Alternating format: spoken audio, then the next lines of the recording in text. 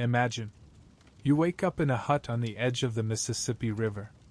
The dawn is gray and soft, the air thick with mist and the hum of unseen insects. Beneath your bare feet, the ground trembles faintly with the pulse of the river, a living vein that has carried canoes, stories, and souls for thousands of years. You step outside. Before you, the land rises into strange, perfect green hills. Silent. Symmetrical. Too deliberate to be natural. They look like sleeping giants, covered in grass and time. But beneath them lies the skeleton of a city, temples of earth, plazas where drums once echoed, and the bones of people who built North America's first metropolis. Its name was Cahokia. Before Columbus, before Jamestown, before the idea of America was even a flicker in the distance, there was this place. A city of earth and spirit, more ancient than the colonies, more complex than any myth told about. Empty lands. At its height, it was larger than London. Yet now, it lies beneath the soil, beneath highways and subdivisions, beneath the hum of modern life, its heart still beating softly in the ground. You can almost hear it. The wind through the grass is not just wind, it's memory. It whispers across the Mississippi plains, brushing the contours of forgotten pyramids of soil. For centuries, settlers looked upon these mounds and asked, who built them? They thought giants. They thought lost tribes of Israel. They thought anything but the truth, that it was the ancestors of the native peoples whose descendants still live here. Cahokia's story begins not with mystery, but with the land itself. The Mississippi Valley, a place of abundance yet danger. Every spring, the river rose and fell like a breathing lump. Floods tore through forests, depositing rich silt that fed the soil. Deer moved through the woods in endless herds. Birds blackened the sky in migration. Fish shimmered in the creeks, silver as moonlight. And people came. They came following game, planting corn and beans, building small villages along the bluffs. Over generations, those villages grew. People gathered where two mighty rivers met, the Mississippi and the Missouri. Water was their highway, their lifeblood, their sacred boundary. It brought traders from far to the north and south, carrying obsidian, shells, and copper. Somewhere around the year 1050, something extraordinary happened. A spark, perhaps a vision, perhaps necessity, turned a scattering of farming hamlets into an organized city. People began moving earth. Not stones. Not bricks. Earth itself. By the tens of thousands, they carried it in woven baskets on their backs. They built platforms of meaning, shaping the land into temples, plazas, and pyramids that could catch the gaze of the gods. They built an empire not on conquest, but on faith and labor, a city written into the soil. Imagine standing on that floodplain 1,000 years ago. The air is hot, buzzing with cicadas. The smell of wet clay and smoke drifts through the air. Before you stretches a landscape alive with movement. Children running through narrow streets of packed earth. Women tending maize in fields glowing green beneath the sun. Traders unloading goods, copper from the Great Lakes, seashells from the Gulf, obsidian from the Rocky Mountains. At the center, towering above everything, rises a mountain of earth, Monk's Mound. 100 feet high, covering more ground than the Great Pyramid of Giza. On its summit stands a great temple where smoke curls upward in thin gray ribbons. Below it, broad plazas stretch out like sunlit seas. The city hums. Tens of thousands of people live here, farmers, artisans, priests, rulers, hunters. It's a metropolis made not of stone, but of will.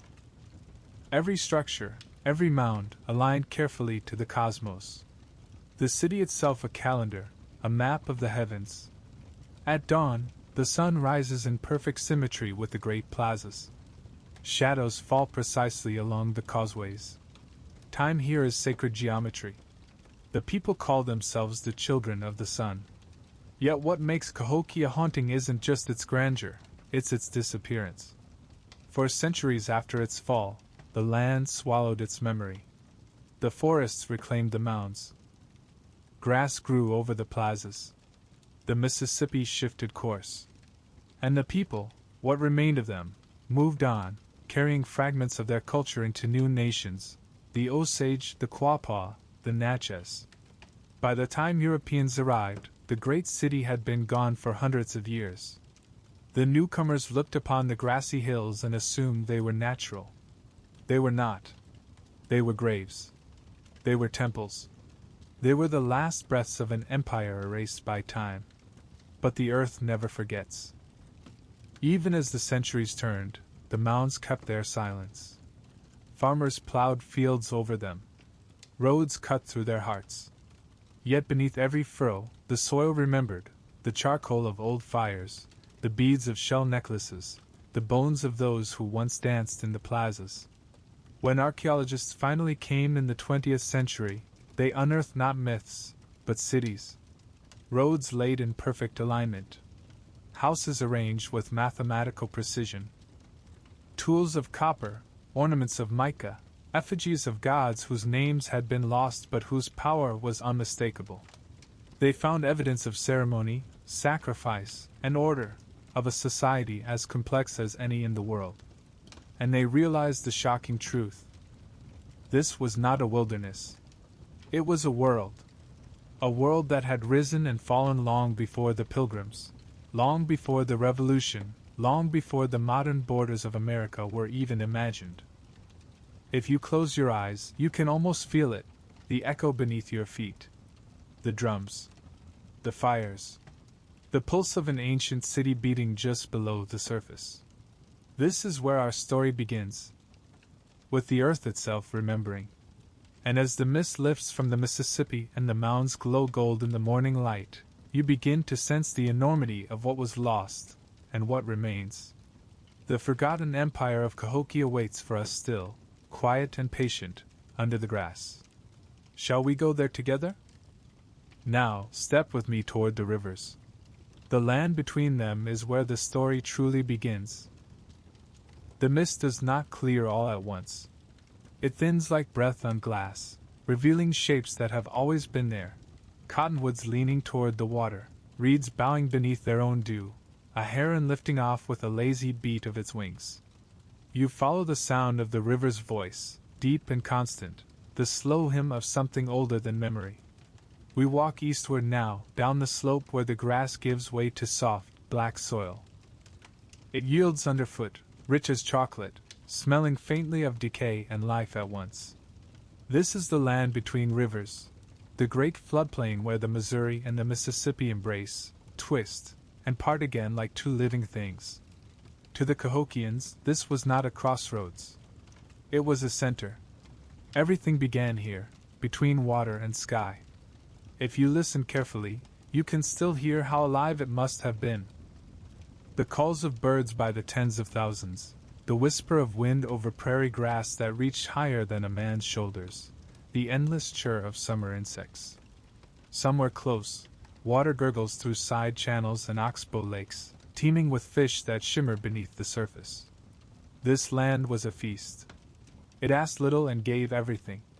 The rivers overflowed each spring, flooding the low ground and leaving behind a fresh layer of silt so rich that crops almost leapt from it. The people understood this rhythm intimately. They built their homes just beyond the flood line, where the soil was safe but the water still close. They watched the rivers as one might watch a god, respectfully, fearfully, with love. The water wasn't just geography. It was time itself. The Mississippi, vast and restless, was the spine of the continent. It flowed from icy lakes in the north all the way to the steaming Gulf, gathering tributaries like thoughts merging into a single idea. To the west came the Missouri, a muddier, more unpredictable spirit, fast, strong, forever carving new paths. Their meeting created a world of abundance and danger. To live here was to negotiate with both. Some seasons the floods came gentle, blessing the fields. Other years they came angry, drowning entire villages, sweeping away the neat rows of corn and squash, forcing families to flee to higher ground. And yet, people always returned. Because nowhere else on earth offered soil so dark, so alive. they learned to build with the rhythm of the water. Mounds rose where floods could not reach. Canals and causeways stitched the city together, connecting sacred centers to homes, fields, and plazas. Even their religion, if we dare use that word for something woven into every heartbeat, flowed with the rivers. To the Cahokians, water was not merely an element. It was a boundary between worlds, between the living and the spirits, between order and chaos. When the rivers rose, so too did the souls of the dead. Imagine standing on the bluffs just east of where the two rivers meet. Below you, the land is a vast patchwork of wetlands and channels, glowing gold beneath the morning sun. The smell of wet clay and pollen hangs heavy. Across the floodplain, faint smoke rises from cooking fires. Each column of smoke marks a family's world, a wooden house daubed with mud, its roof thatched with prairie grass, its doorway facing the rising sun. Children chase each other between the rows of maize. Dogs bark. Somewhere, a drum beats in a slow, steady rhythm. That sound, deep, low, and endless, echoes the river's pulse. In this land, even the horizon feels close. The air carries distance differently. Sound travels far over the open plain. You could shout from one mound and be heard on another. It's as if the land itself listens. And everywhere there is movement. Canoes glide through narrow channels, their paddles cutting cleanly through the still water. The people travel with grace, balancing baskets of corn, bundles of shell beads, or copper tools hammered to a gleam. Traders from distant places, some from the Great Lakes, some from the Gulf, arrive carrying stories and gifts. They bring obsidian knives, rare stones, pipes carved into the shapes of birds and serpents. In return, they take away Cahokia's most precious commodity, meaning. The influence of this city spreads outward like ripples on water, shaping other towns, other peoples. From Wisconsin to Louisiana, from the Appalachians to the plains, the touch of Cahokia can be felt in artifacts and alignments, in myths and motifs.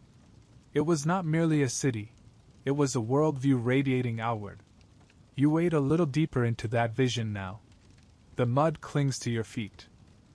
The smell of sweetgrass and rot mixes with the perfume of flowering sumac. Dragonflies hover in the humid air, their wings flashing like jewels. To the Cahokians, every creature, every current, every change in the wind had meaning. The world was alive with intention. When a fish leapt from the water, it was a message. When the river receded early, it was a warning. To live here was to read the earth like scripture. Their stories tell of great serpents that lived in the underworld, twisting through subterranean rivers. The people honored these spirits with offerings, shell beads, carved effigies, sometimes blood. The water was sacred because it was both birth and death, both the road to the afterlife and the source of all life itself. The priests, or perhaps astronomer priests, built temples overlooking the confluence so they could read the movement of the sun mirrored in the river's flow. The union of light and water, of sky and earth, was their cosmos in miniature. This, they believed, was the center of everything. Now picture the seasons shifting. In spring, the river overflows, soft and gold in the morning light. People move to higher ground, planting corn in the receding moisture, singing songs that thank the river even for its destruction. In summer, the floodplain hums with life. Fish traps brim with catfish and gar. Maize stands tall as a man's chest. The air quivers with heat, the sun rising directly over the great plazas, casting perfect shadows that mark the solstice. In autumn, fires burn along the horizon as fields are cleared. The smoke mingles with the scent of roasting corn. Festivals light up the nights, processions of torches, drums echoing across the water. And in winter, when the river freezes along its edges and the air smells of wood smoke and cold mud, the city quiets. People huddle near hearths, telling stories of the first flood, of the hero who tamed the serpent beneath the waters, of the promise that the sun would always return. The rhythm of the city, like the river, never stops, only slows. Modern eyes, used to walls and permanence, struggled to imagine such a place. A metropolis not built of stone or marble, but of clay and faith. Roads without cobblestones, monuments without writing, temples without roofs of gold, and yet, in their own way, more enduring than any empire that followed. Because the land between rivers is alive. Even now, if you walk it in silence, you can feel the faint vibration beneath your shoes, the hum of buried plazas, the ghost of ancient footsteps. It is a landscape that refuses to forget. The rivers shape the city, but the people shape the rivers too. Archaeologists have found traces of ditches and embankments, the marks of flood control, evidence that the Cahokians redirected entire waterways to serve their needs. Imagine the audacity, to move a river by hand. They tamed chaos, at least for a while. And perhaps that is what made Cahokia flourish, this balance between surrender and mastery, reverence and ambition. They honored the rivers, but they also commanded them. They lived by their cycles, but also tried to write new ones into the landscape. A delicate equilibrium. A conversation with the elements that could never truly end. We pause now at the water's edge.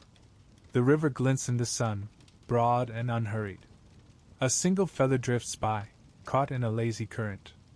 Somewhere far downstream, it will join the Gulf, where the bones of Cahokia's traders once sailed toward the sea. You crouch and touch the water. It is cold, smooth as glass. For a moment, you imagine the reflection staring back is not your own but someone else's, a face painted with ochre and ash, eyes bright with purpose. 1,000 years collapse into a single ripple. The current carries it away.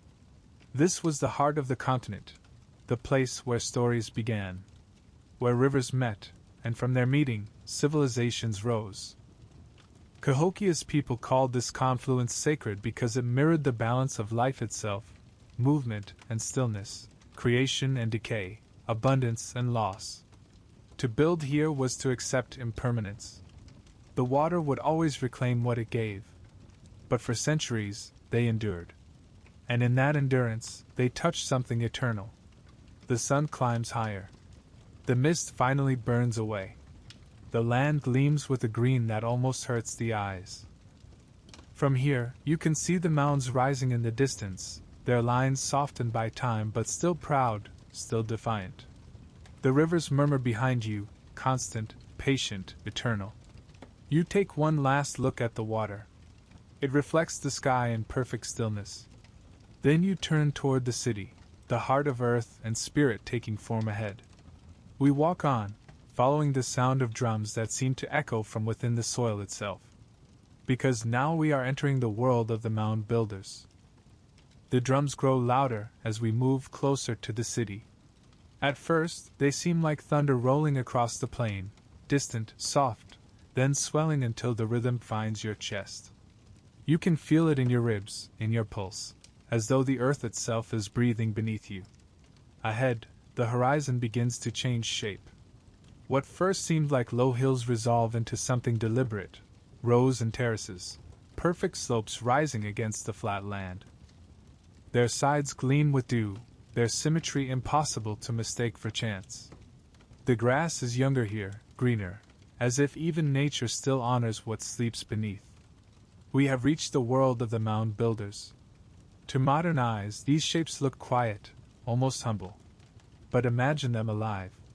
Picture thousands of people, men, women, children, moving in long, coordinated lines, carrying baskets filled with earth. Each one holds 30 or 40 pounds, scooped from the floodplain below. They climb the rising slope barefoot, spill their load, and descend again. Hour after hour. Day after day.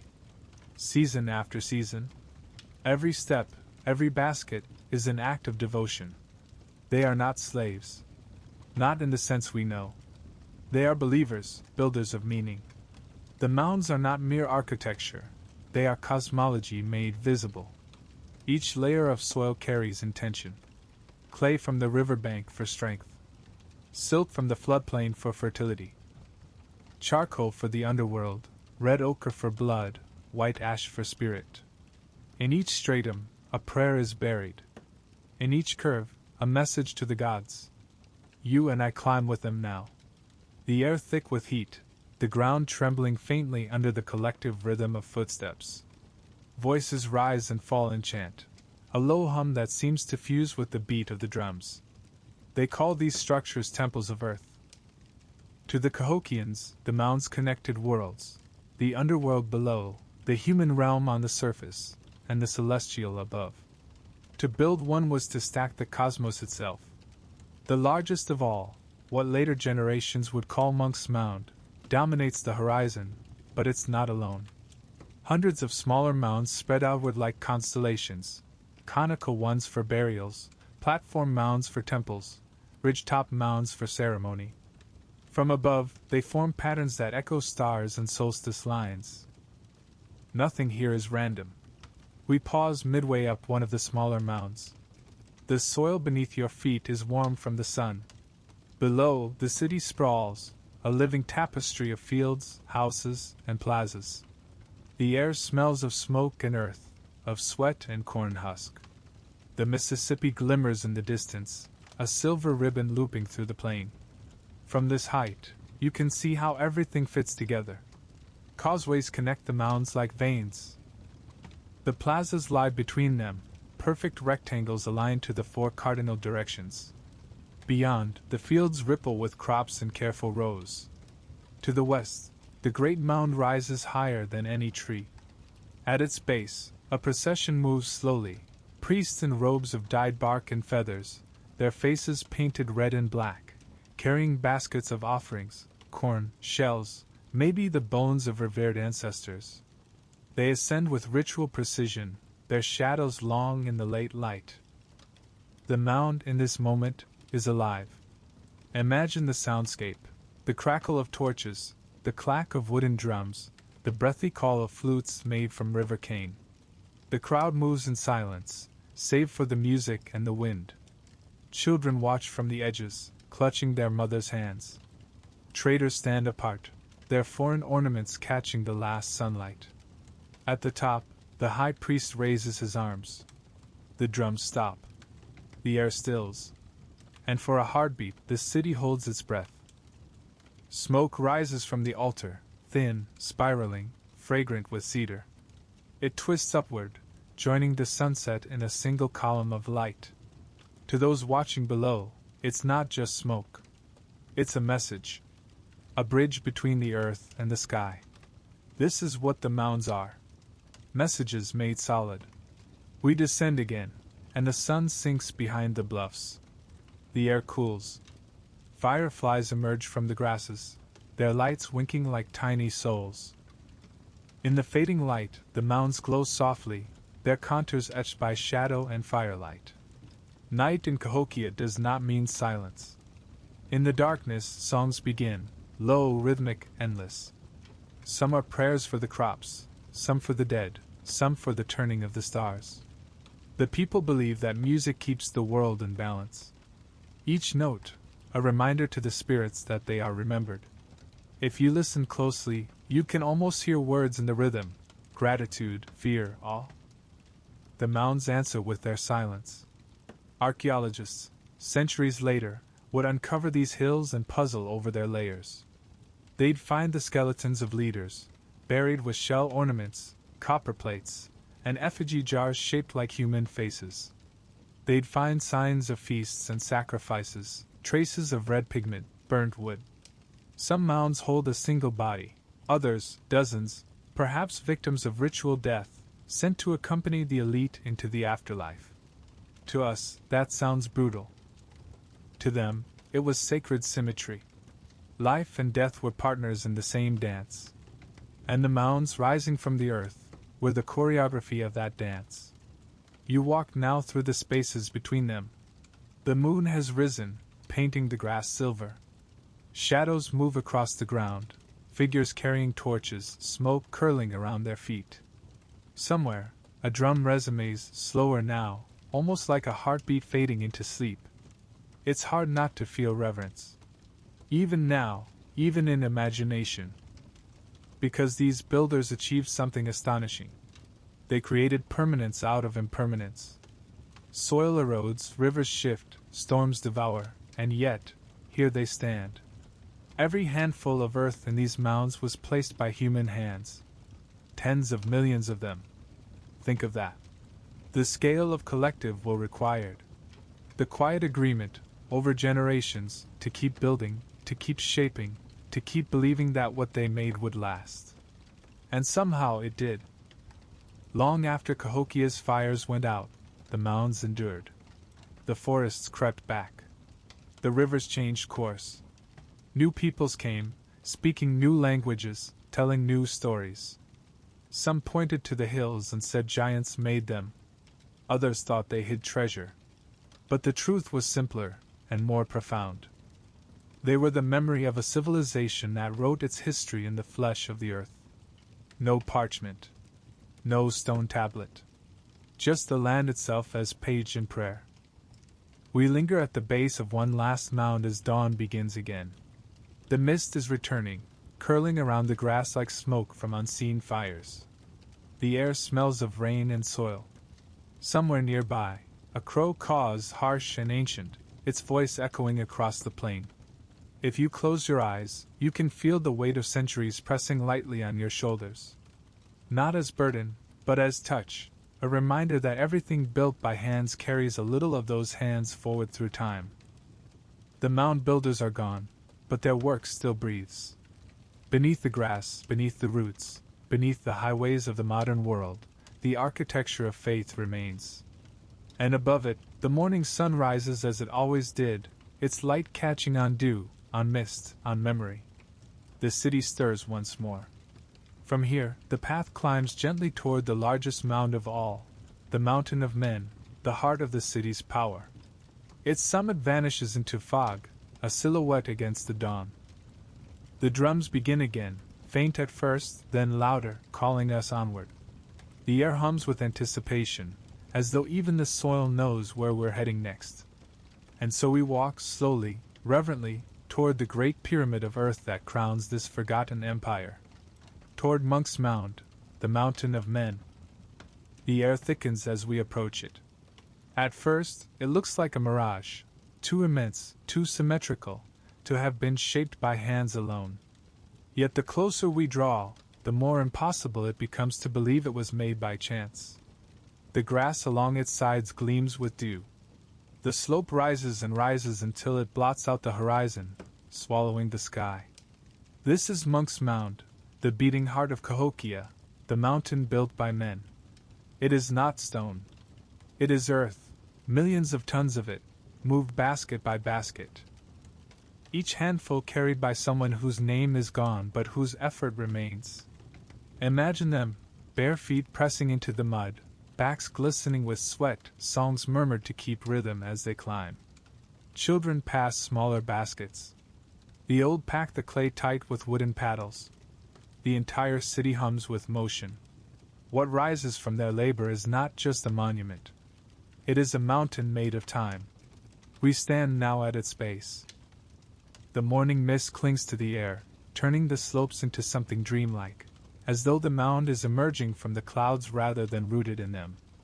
Up close, you can see the texture of it, layers of compacted soil, red and brown and gray, each one a generation's contribution. They say it took centuries to complete. Others believe it was raised in bursts, each era adding its own vision atop the last. Either way, the result defies imagination, a pyramid of earth taller than 10 stories, its base larger than the Great Pyramid of Giza, spreading across 14 acres of ground. From here, it is not just height, it is authority. The mound looms over the city like a God-given form. At its peak once stood a great wooden temple, its roof thatched with reeds, its walls painted with symbols of sun and serpent. Smoke would have risen from it daily, thin gray threads twisting into the heavens, carrying prayers for harvest, rain, victory, peace. From every direction the people could see it. From every road, the mountain called them home. We begin to climb. The slope is steep but steady, carved long ago into terraces, 4 levels like stages of initiation. The first rises from the earth gently, as if inviting you closer. The second feels heavier, the angle sharper. By the third, your legs ache, and the city below begins to shrink.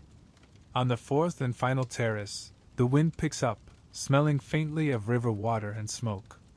Pause here. Look back.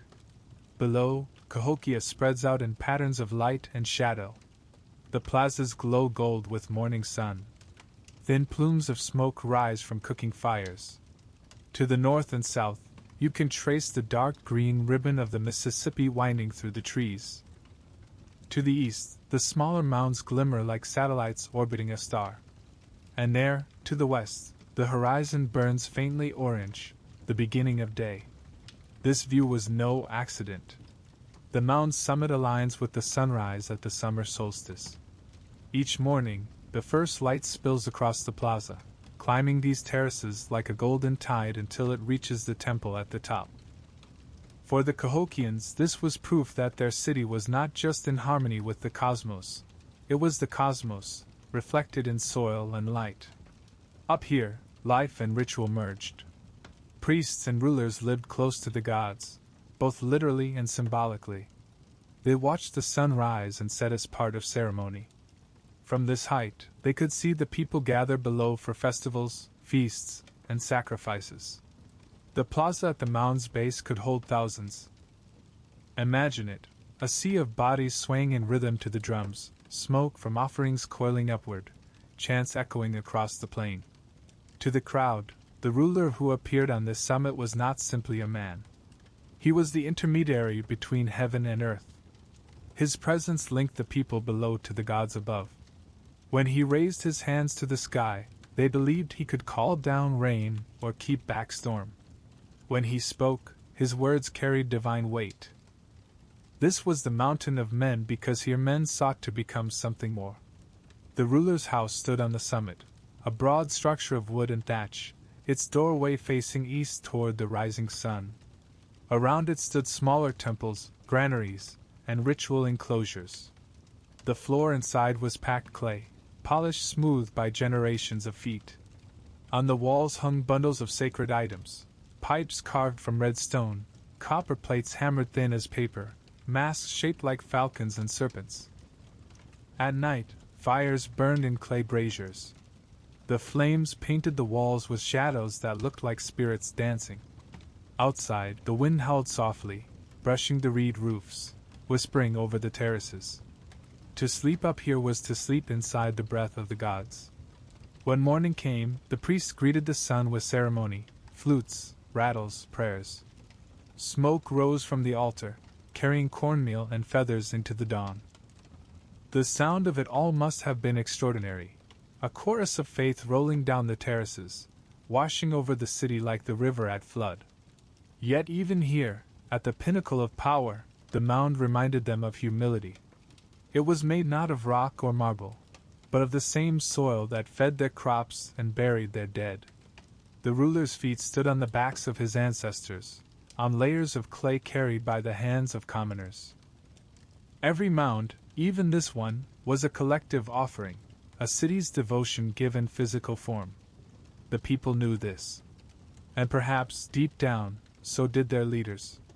Because earth, unlike stone, remembers differently. It shifts, it settles, it breathes. Over time, the mound itself would change, its terraces softening, its angles blurring, its height sinking inch by inch.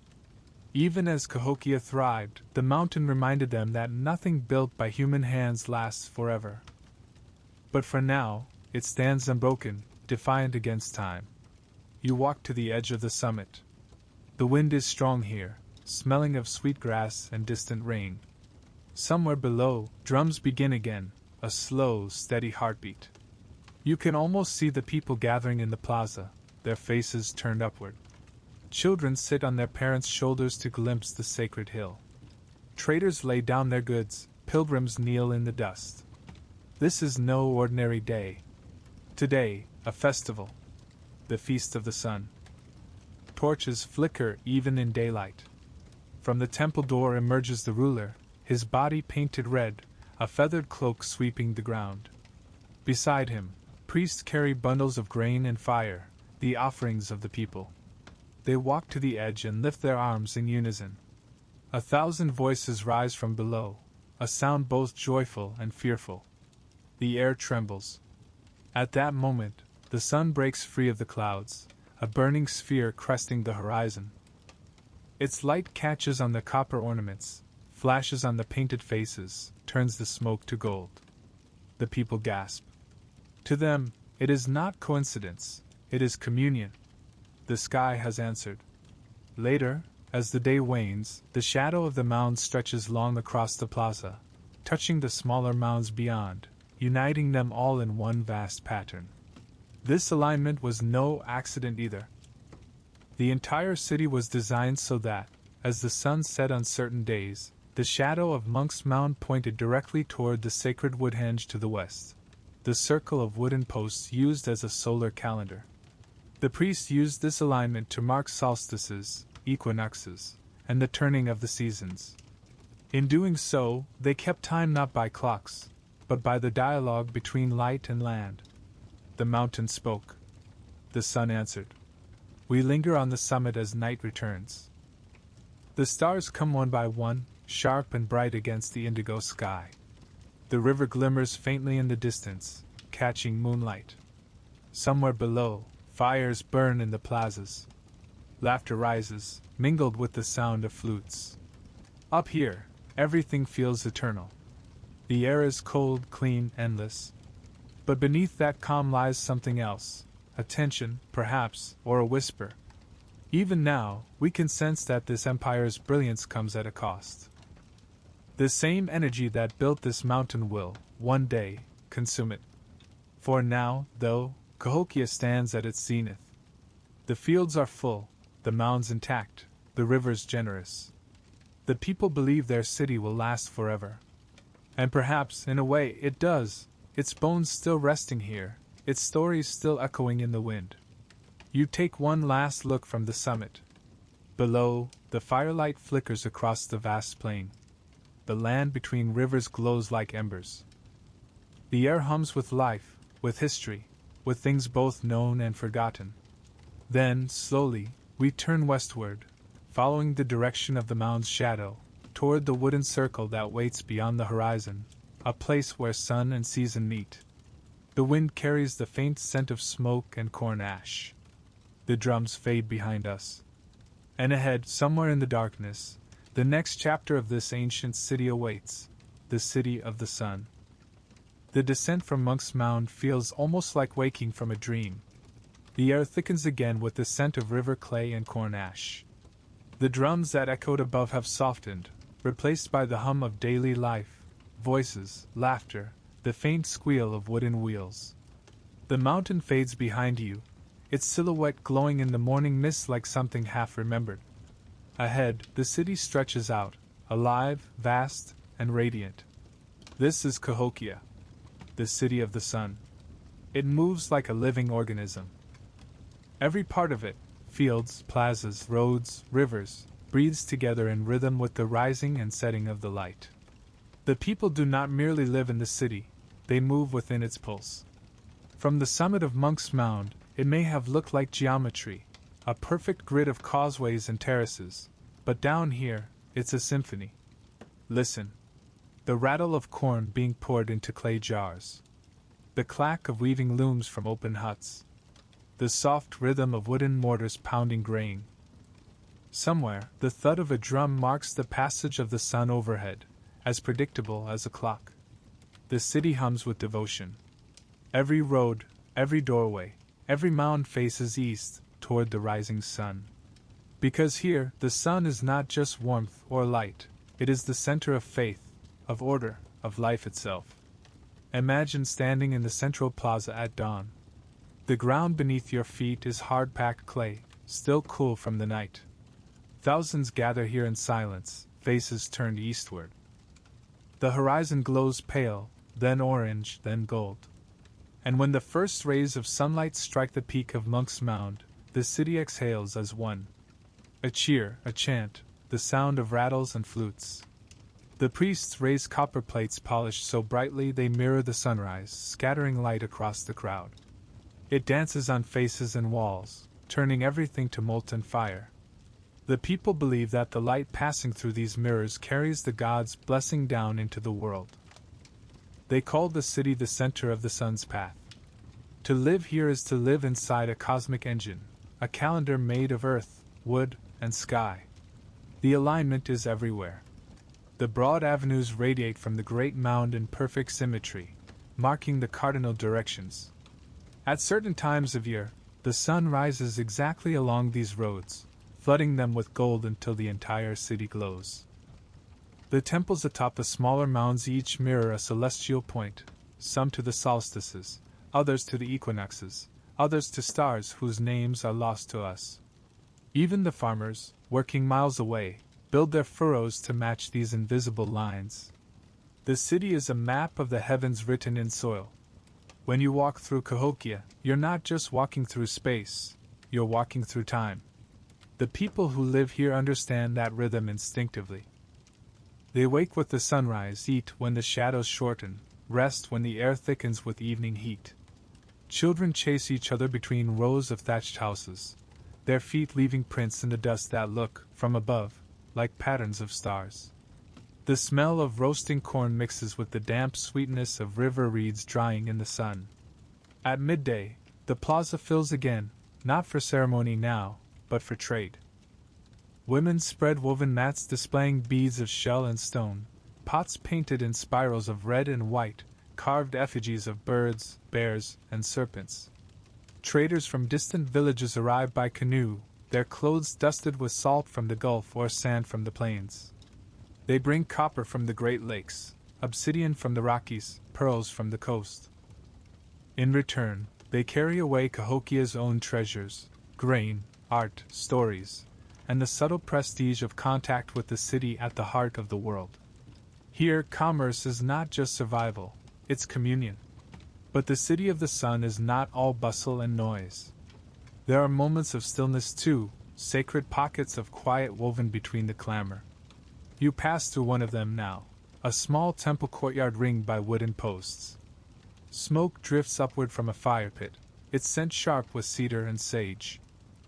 A group of priests kneel beside it, faces painted with black and yellow stripes, colors of night and day. Their hands rise and fall in a rhythm older than language. They do not speak. They breathe prayers. Each exhale sends a wisp of smoke toward the sky, feeding the sun that feeds them. Around the courtyard, carvings depict a story that runs like a spiral, how the first light was born from the union of fire and water, how the sun climbed from the underworld to bring warmth to the land. To them, every morning is a reenactment of that creation. By late afternoon, the light grows honey-thick. The city slows. Shadows stretch long across the plaza, reaching toward the great mound like hands in worship. Children carry bundles of corn husks home. Traders pack their goods. The air smells of charred wood and maize, of sweat and the faint sweetness of fermenting berries. And as the sun begins its descent, another kind of energy stirs, the sacred transition between day and night. Drummers gather near the plaza's center. Their hands strike slow at first, then faster, building rhythm. Dancers appear from the side streets, bodies painted in spirals of white clay. The music swells. Voices rise. This is not celebration for spectacle. It's survival. The people believe that the sun must be sung back to the horizon, guided safely into the underworld so it can rise again. The chants are offerings, the movement a reminder. Life depends on balance. Day and night, death and rebirth, light and darkness. Without these songs, they fear, the sun might lose its way. Night comes like breath drawn in. Torches flare across the city, tiny mirrors of the stars that begin to pierce the indigo sky. From the river, the smell of fish and wet reeds drifts upward. You can hear laughter from distant fires, the clack of boned dice, the hiss of roasting meat. The heat of the day has lifted, leaving the air cool and heavy with promise. From atop Monk's Mound, a beacon of flame rises, the eternal fire of the temple, fed by priests who take turns through the night to keep it alive. As long as that flame burns, the world remains in order. families gather outside their homes. Elders tell stories of how the first mound was built, how the ancestors shaped the land itself to mirror the sky. Children listen wide-eyed, their faces glowing in firelight. Somewhere, a singer begins a slow, mournful song about the river's creation, a song that drifts across the whole city, over rooftops and fields, into the darkness. It sounds like memory. The city of the sun sleeps, only lightly. The fires flicker, the stars turn overhead, and the heartbeat of drums continues faintly until dawn. And in that rhythm lies the secret of Cahokia.'s endurance. It was not merely a city of earth and wood, but a philosophy, an idea that life, the land, and the sky were threads of the same cloth. To build here, to wake each morning beneath this rising sun, was to live inside a living prayer. When dawn comes again, the horizon burns gold, and the city stirs once more. Women step from their houses with baskets balanced on their hips. The first traders push canoes into the mist. From every mound, smoke begins to rise, 1,000 columns of devotion. The priests on the summit of Monk's Mound lift their hands toward the light. The people pause and look upward. And for a single, perfect moment, everything, river, field, sky, and soul, moves in harmony. The city of the sun breathes. And we move with it, following the light as it spills down from the mountain and across the land, toward the fields, toward the hearths, toward the endless labor and faith that keep this world alive. Ahead waits the heartbeat of Cahokia.'s survival, fields and fire, where the true life of the city burns beneath its rituals. The light of dawn spills across the floodplain, warm and golden, painting the fields and the mounds with fire. You can smell the sweetness of new corn and damp earth, the faint smoke of cook fires curling into the sky. The city of the sun awakens again, and as the mist burns off the river, its true scale becomes visible. From this height, you can finally see it. Cahokia stretches farther than the eye can follow, mounds and houses, causeways and fields, all arranged in perfect geometry. The city is not a cluster of villages. It's a civilization. A metropolis of earth and spirit, woven together by faith and necessity. It is hard to imagine, but 1,000 years ago this was the largest city north of Mexico. Greater than London. Greater than Paris. Here, in the green heart of North America, tens of thousands of people lived, worked, dreamed, and died, while across the ocean, the great cathedrals of Europe were still rising stone by stone. It's easy, standing in the modern world, to think of the past as smaller, quieter, simpler. But Cahokia shatters that illusion. It was a city of artisans and architects, farmers and astronomers, rulers and dreamers, a living organism powered by collective will. At its height, perhaps 20,000 people lived within its limits, and as many again in the surrounding settlements. Think of it. The smell of wood smoke and roasted maize from thousands of hearths, the murmur of voices in every street, the constant beat of drums marking the passing hours. Imagine the glow of firelight on the river at night, 1,000 flickering points stretching for miles. This was not wilderness. It was a world. You walk now through one of the great plazas. The ground is hard-packed, smoothed by countless feet. To one side, rows of houses line a causeway, wattle and daubed walls, thatched roofs, doorways facing east. Children play in the dust, their laughter bright and quick. The houses are small but sturdy, clustered in neighborhoods like honeycomb cells. Each one belongs to a family bound by kin and craft. You can tell their trades by the objects outside. A row of clay pots drying in the sun, bundles of reeds for weaving mats, racks of smoked fish glistening in the light. In the air hangs the scent of wood ash and fermenting corn, of fresh-cut grass and sweat. Chickens cluck in the courtyards. Dogs sleep in the shade. And above it all looms the massive green silhouette of Monk's Mound, a mountain of faith watching over its people. Further down the causeway, the scene changes. The houses grow larger, their walls plastered smoother, their roofs trimmed with painted reed. This is where the artisans live, the makers of beauty and belief. In one doorway, a potter shapes clay with deft, wet hands. His fingers move with practiced grace, coaxing a vessel from a lump of earth. The pot spins between his palms as he sings softly to himself, a song to steady the rhythm, a song his grandmother might have sung before him. Next to him, a woman carves a mask from red cedar. Its eyes are narrow, its mouth open in a cry or prayer. The scent of the wood is sharp and clean. She rubs it with oil, and it gleams like polished skin. Nearby, a craftsman hammers copper into thin sheets, the metal flashing like liquid sunlight. He is making ornaments for the temple priests. Breastplates shaped like falcons, earrings shaped like crescents of the moon. The sound of his hammer rings across the plaza, a clear note of industry and devotion. At the edge of the artisan's quarter, the smell of smoke thickens. You pass into the market square. Here, the world gathers. Traders arrive by canoe and on foot, their bodies painted with pigments from faraway lands. One man's hair is bound with bright feathers from the south, another wears a necklace of polished shells from the Gulf. You hear a dozen dialects mingling in the air, some familiar, others foreign, all woven together by trade. Goods change hands in a flurry of gestures. A bundle of salt for a jar of honey. A bolt of woven fiber for a copper blade. A carved effigy of a bird exchanged for a basket of maize. But what matters most here is not the transaction, it's the connection. Every trade carries a story, every story a relationship.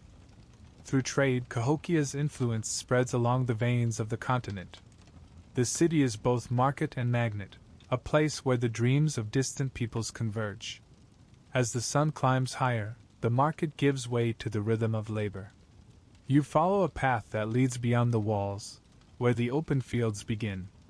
Here, the true engine of the city beats. Thousands of farmers work the soil, their hoes flashing in the light. The air is alive with the smell of greenery and sweat, the low hum of insects, the creak of woven baskets filled with corn.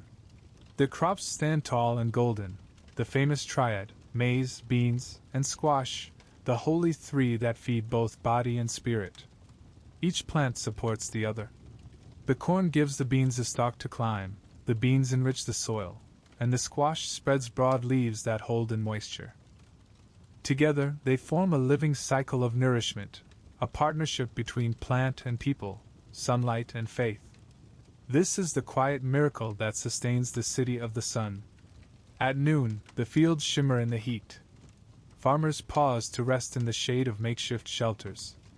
A group of children chase each other through the rows of corn, their laughter echoing over the plain.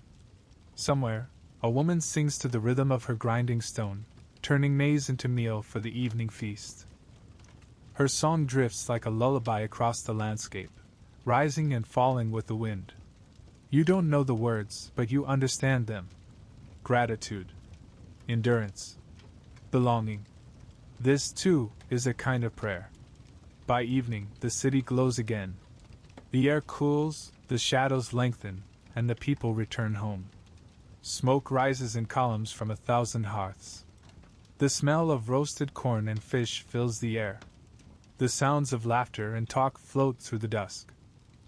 And as night descends, torches flicker along the causeways. From every corner of the city, people begin to move toward the central plaza.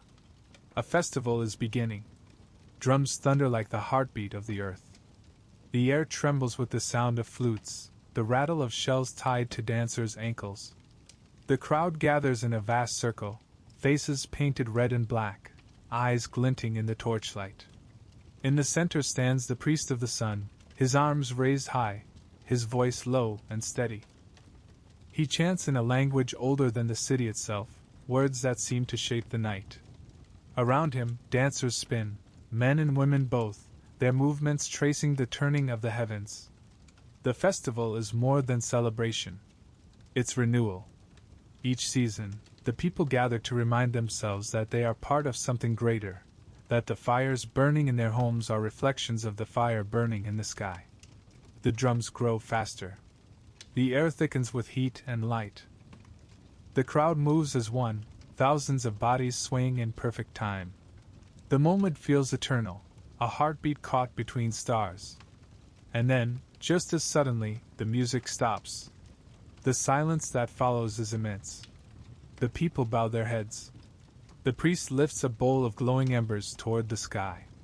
The last light of sunset catches on the copper ornaments, setting them ablaze. For a heartbeat, the city seems to hold the sun itself in its hands. Then the priest lowers the bowl, places it on the altar, and the people exhale. The night begins again. The festival is over. But the message lingers, the city endures, as long as the light does. When you finally turn back toward the river, the moon has risen, pale and high. The air smells of ash and honey, of trampled grass and smoke. Behind you, the mounds gleam faintly under the stars, great sleeping forms, their silence deeper than the sky. Cahokia rests, immense and alive. It is a city greater than London, but it does not know the word empire. It has no need for walls, no armies to guard it. Its power is measured not in conquest, but in harmony, in the way thousands of hearts can beat together, each in time with the rising of the sun. And somewhere in that quiet, in the heartbeat of this great city, you begin to hear another rhythm calling. The soft crackle of fire, the whisper of crops in the wind, the eternal dance of fields and fire that waits just beyond the horizon. Morning comes soft and golden over the river valley. The mist has already lifted from the plazas, revealing the sweep of fertile land beyond the city. From Monk's Mound, Cahokia stretches into green and gold, a sea of fields, dotted with dark huts and the thin trails of smoke rising from breakfast fires. The city of the sun may be a place of ritual and ceremony, but its true power breathes here, in the soil. Because faith may build mounds, but food sustains them.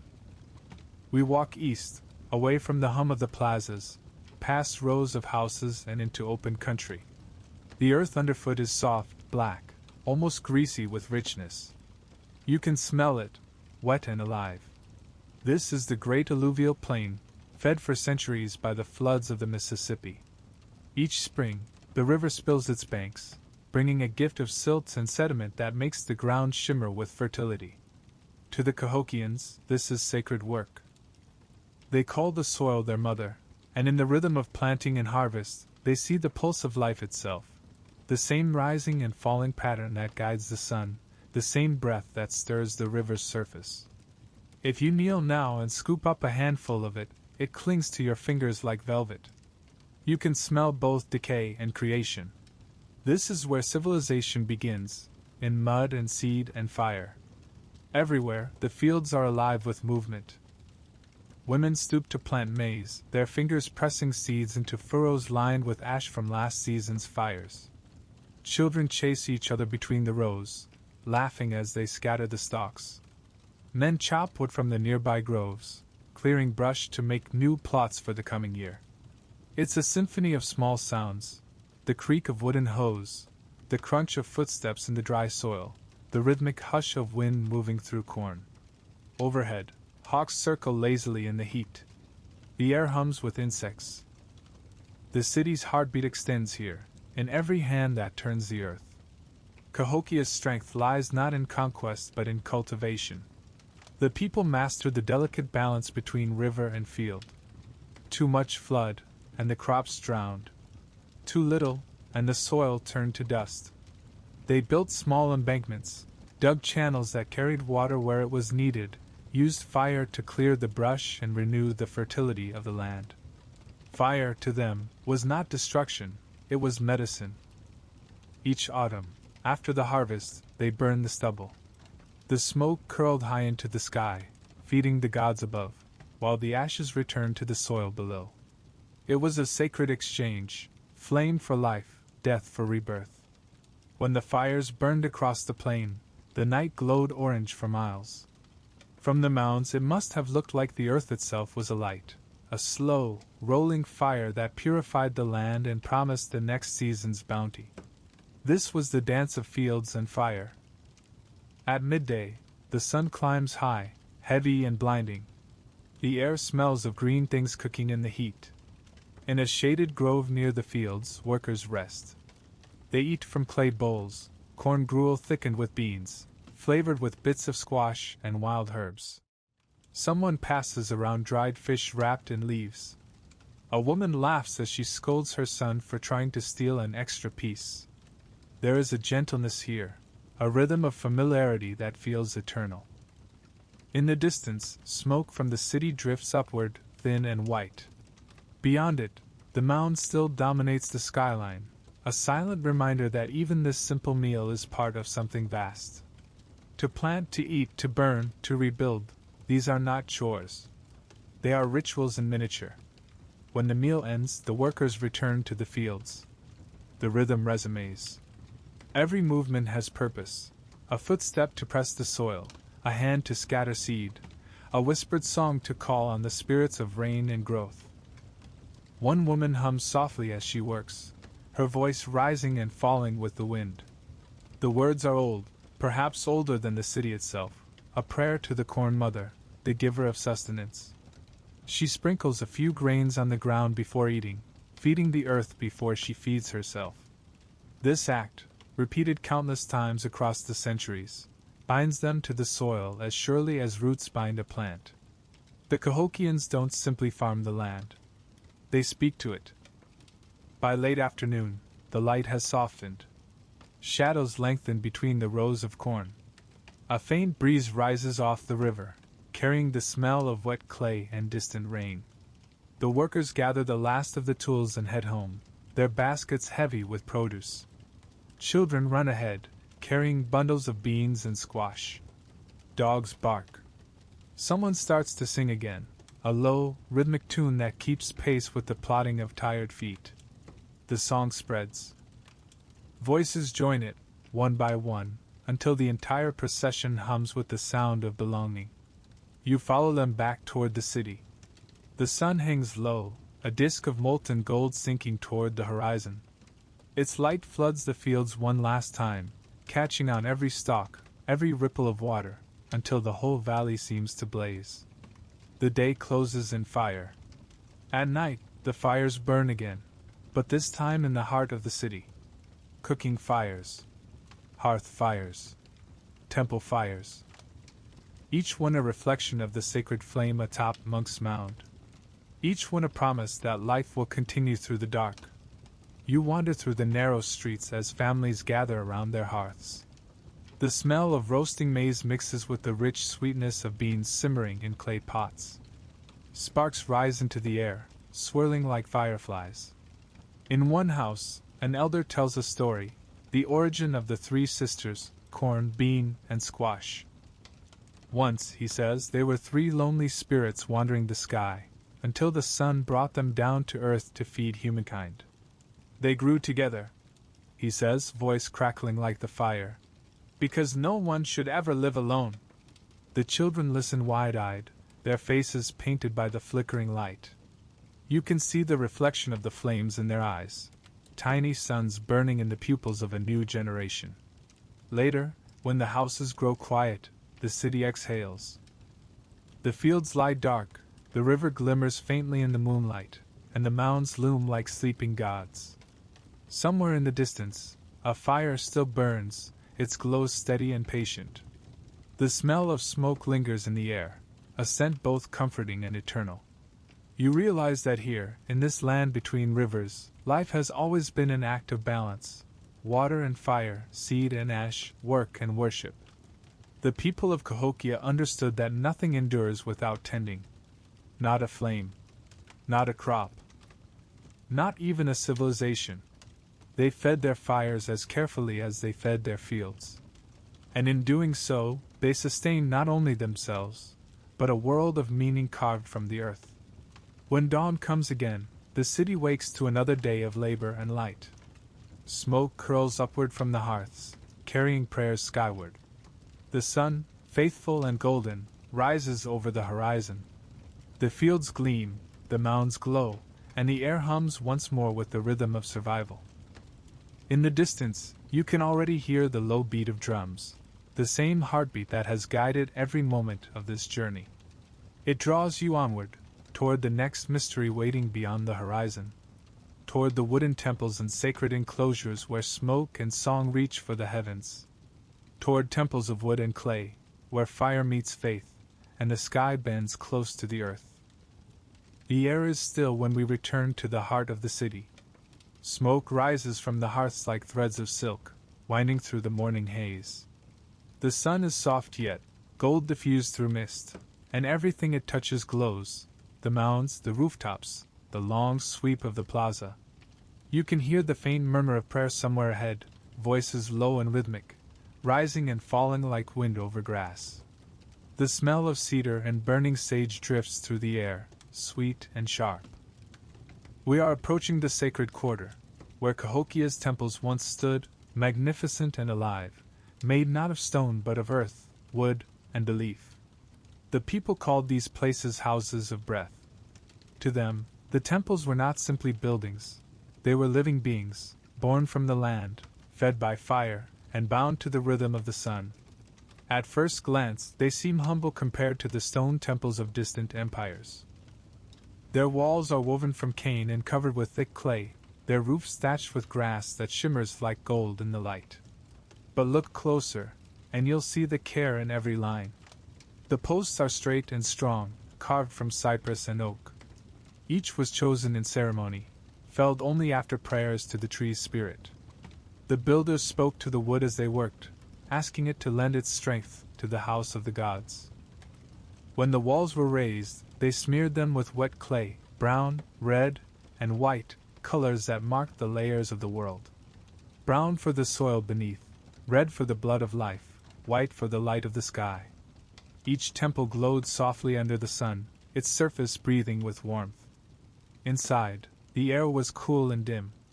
The only light came from the flicker of oil lamps and the dancing tongues of fire in clay braziers. The smell of smoke and earth mixed with the faint sweetness of crushed flowers laid on the floor as offerings. The walls were painted with symbols, spirals for water, zigzags for lightning, hands reaching toward the sun. Each shape carried meaning. To the people who gathered here, the world was a pattern of forces, sky above, earth below, and the breath that moved between them. The priests, the keepers of those patterns, moved through the smoky half-light like shadows. Their robes were dyed in the colors of the four directions, black for the north, red for the south, white for the east, blue for the west. Around their necks hung pendants of shell and copper that caught the glow of the fire. When they spoke, their voices were low, their words measured and slow, as though time itself was listening. The ceremonies began at dawn and sometimes lasted until nightfall. The people gathered in the plaza, waiting for the signal, the first beat of the drum, deep and slow. Then the chanting began, echoing off the mounds like the call of thunder. Smoke poured from the temple doors, rising in columns that twisted toward the sky. The priests emerged carrying bowls of glowing embers. They walked the perimeter of the plaza, scattering the sparks on the ground, tiny suns marking the sacred boundary between the ordinary and the divine. The crowd watched in silence. Children were lifted onto shoulders. Women clutched bundles of corn. Men bowed their heads. At the temple's doorway, a young acolyte knelt with a torch carved from cedar. When the high priest lowered his ember bowl, she touched the flame to the wood. A roar of fire rose, and for a moment the temple seemed to inhale, its walls breathing in light, its roof catching the glow. To the people, it was not wood burning. It was the spirit of the city awakening. These fires were the pulse of Cahokia. They were fed each day with offerings, cornmeal, feathers, beads, sometimes the blood of animals, sometimes of people. Each flame carried a message to the gods, gratitude, hope, fear. In the heat of the fire, the priests read omens. The way the smoke drifted, the crackle of the wood, the color of the ash, all were signs. And when the rituals ended, the ashes were gathered carefully and mixed with fresh clay. From that mixture, new temples were made. The city was built from its own memories, each new layer formed from the remnants of the last. Nothing here truly died. It only changed form. By afternoon, The air above the plaza shimmers with heat. The smell of incense lingers, sweet and heavy. A group of women sweeps the temple steps with bundles of reeds, their movements steady and graceful. A child brings a pot of water to the priests, who wash their hands in silence, then pour the rest onto the earth as offering. Nearby, craftsmen repair the wooden posts of another temple. They work with quiet reverence, planing, smoothing, whispering small prayers to the wood. Each stroke of their tools feels like devotion. In this world, creation and worship are the same act. To build is to pray. As the sun begins to sink, the temples glow in the amber light. Shadows stretch long across the plaza. From the open doorways, smoke drifts lazily, curling like pale fingers into the cooling air. You can almost feel the heartbeat of the city beneath your feet, the rhythm of work and rest, of ceremony and silence. The priests light the evening fires now. The glow spills from the temple doors, painting the faces of those gathered nearby. A mother lifts her child so he can see. The boy stares wide-eyed at the flames, his small hand clutching a carved wooden toy shaped like the sun. Perhaps he dreams of the day he'll climb the temple steps himself, carrying a torch to feed the sacred fire. At night, the temples change. They become silhouettes against the sky, dark and watchful. The fires within flicker through cracks in the clay walls, making the structures seem alive, breathing softly in the dark. The sound of drums continues, distant, steady, like the heartbeat of the land itself. From the mounds, torches twinkle like stars fallen to earth. The air smells of wood smoke and rain. And as you walk among them, you realize something simple and profound. These temples, built of the most fragile materials, wood, clay, grass, have outlasted centuries of wind and flood. Not in form, but in memory. The earth still remembers where they stood, and the people who built them. Their walls are gone, but their breath remains. Somewhere nearby, a priest stands alone before a dying fire. The embers glow red and soft. He whispers a prayer, not for the gods, but for the people sleeping in their homes. He asks the sun to rise again, to keep the balance of light and dark. Then, with a careful hand, he stirs the ash, covering the flame until only smoke remains. It drifts upward, thin and white, fading into the night. And for a long moment, the city is silent. Then, from the western edge, the drums begin again, slower this time, a rhythm that pulls you toward the horizon, toward the circle of wooden posts that rise from the earth beyond the last mound, toward the ancient observatory where sky and earth meet, toward Woodhenge, the circle of the sun. Night has nearly passed. The eastern horizon is beginning to pale, faint as breath on glass. The air is cool and wet, heavy with the scent of dew and wood smoke. Across the plain, torches still flicker beside the mounds, their flames shivering in the last darkness before dawn. We follow the drums again, slow now, steady, down a packed path that leads west, away from the heart of the city. The earth here is soft beneath your feet, springy with grass. The sounds of Cahokia fade behind us, the murmur of voices, the crackle of fires, until all that remains is the faint whisper of the river and the heartbeat of drums guiding us forward. The land opens. Ahead, half veiled by mist, a ring of tall wooden posts rises from the earth. They stand silent and still, their tops catching the faintest hint of light. Some lean slightly with age, their surfaces silvered by rain and sun, yet their arrangement is unmistakable, an immense circle carved into the skin of the world. This is Woodhenge, the city's sacred calendar, a clock of the heavens. We step into the circle. The air feels different here, charged, watchful. Each post is the trunk of a tree that once lived in the nearby forest, cut and shaped with care. They were brought here in procession, lifted upright by hundreds of hands, aligned with the precision of the stars themselves. The circle is wide, more than 100 paces across.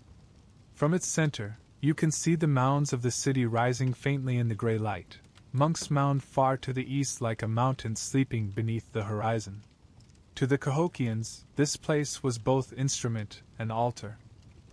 The circle of posts marked the path of the sun, the tilt of the seasons, the rhythm of creation itself. The priests called it the eye of the world.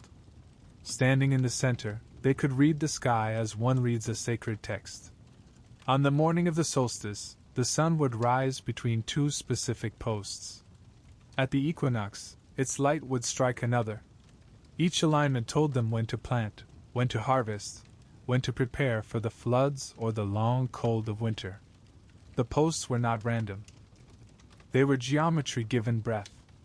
In their shadow, the city kept its time, not by hour, but by harmony. We stand where a priest might have stood 1,000 years ago. The grass is damp beneath your feet. The air tastes faintly of ash. You can imagine him here before dawn, a figure wrapped in woven bark cloth, face painted with red ochre, eyes fixed on the horizon. Around him, the people wait in silence, their breath rising in white plumes. Behind them, Monk's Mound glows faintly, its summit crowned by the eternal fire. A hush falls over the plain. The drums stop. Then, slowly, the sun rises. At first it's only a thin blade of light, cutting through the mist between two wooden posts. Then it widens, brightens, spills across the fields in a golden flood. The people gasp. The light passes through the circle like a hand turning the pages of a book. It strikes the high priest's face, then leaps from one post to the next, igniting them in firelight. Shadows stretch long across the ground, reaching toward the east, toward the mound, toward the waking city. For the Cahokians, this moment is more than beauty, it is proof. The world is still in balance. The gods have not forgotten them. As the sun climbs higher, the drums resume, soft and steady. The people bow their heads.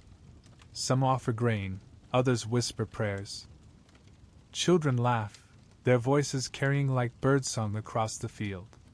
This is how Cahokia keeps its covenant with the heavens, through observation, through devotion, through precision so exact that even the universe seems to nod in approval. In a world without writing, this is how they recorded their history, not in words, but in light and shadow. Every sunrise through these posts was a signature, renewing the contract between earth and sky. Later, when the ceremony ends, the crowd disperses slowly. Some linger to trace their hands along the wooden posts, feeling the grooves left by ancient tools. The wood is warm now from the sun, smelling faintly of resin. You can see where new posts have been added over the centuries, each generation replacing the old with the young, like the turning of the seasons themselves. Nothing here is permanent, and yet nothing truly ends. When a post grew weak, they didn't discard it. They buried it carefully in the same place, feeding its ashes to the soil before planting another. Even decay was part of the design. The circle, like the city, was alive. By midday, the light is bright and sharp. The circle casts its shadow cleanly across the grass. From here, you can see how perfectly it aligns with the rest of Cahokia. The main plaza to the east, the mounds arranged like planets around a star. The city and the circle are not separate things. They are parts of one great mechanism, the sun's reflection written upon the land. The priests understood this symmetry. They said the sun traveled through the world just as people did, rising, journeying, fading, returning. They believed the fire in their temples was the same fire that burned in the sky. And so they watched, year after year, century after century, mapping the heavens with posts of wood, holding light in their hands for as long as they could. When the archaeologists rediscovered Woodhenge centuries later, they were astonished. They found the circles preserved as faint rings in the soil, dark stains where each post once stood. Careful excavation revealed the alignments, the mathematics, the genius of its design. Even now, modern astronomers can trace the solstices and equinoxes through the same points. It is a calendar, yes, but also a statement of faith. The Cahokians built no temples of stone because they didn't need to. Their temple was the sky itself. We linger in the circle as afternoon fades. The light softens, the shadows lengthen, and the wooden posts glow amber in the setting sun. The same posts that caught the dawn now catch the dusk, completing the day's slow turning. For a moment, everything is still, the fields, the river, the distant mounds all bathed in gold. The city hums faintly beyond the horizon, its heartbeat steady. You realize this place was never meant to impress with grandeur. It was meant to teach humility, to remind those who stood here that the sun's path is eternal, but our time beneath it is brief. Night returns. The sky darkens to a deep violet. The first stars appear, sharp as sparks. The wind whispers through the wooden circle, making a low, mournful sound, as if the earth itself is remembering. From the east, the faint flicker of temple fires glows on the horizon. The city is still awake. Its people still tend their flames, still plant and harvest, still look to the sky for meaning. And though the mounds will one day fall silent, and the fires go out, and the wooden posts rot into the soil, the pattern they built endures. The light still rises and sets along the same paths. The circle still catches the sun, though no one waits to watch it. The world keeps their rhythm. As the last of the twilight fades, we turn back toward the city. The grass whispers beneath our feet. The air is cool now, touched by the promise of night. Behind us, the circle of the sun stands in silence, its posts dark against the starlit sky. Ahead, the mounds glimmer faintly, the fires of Cahokia still burning.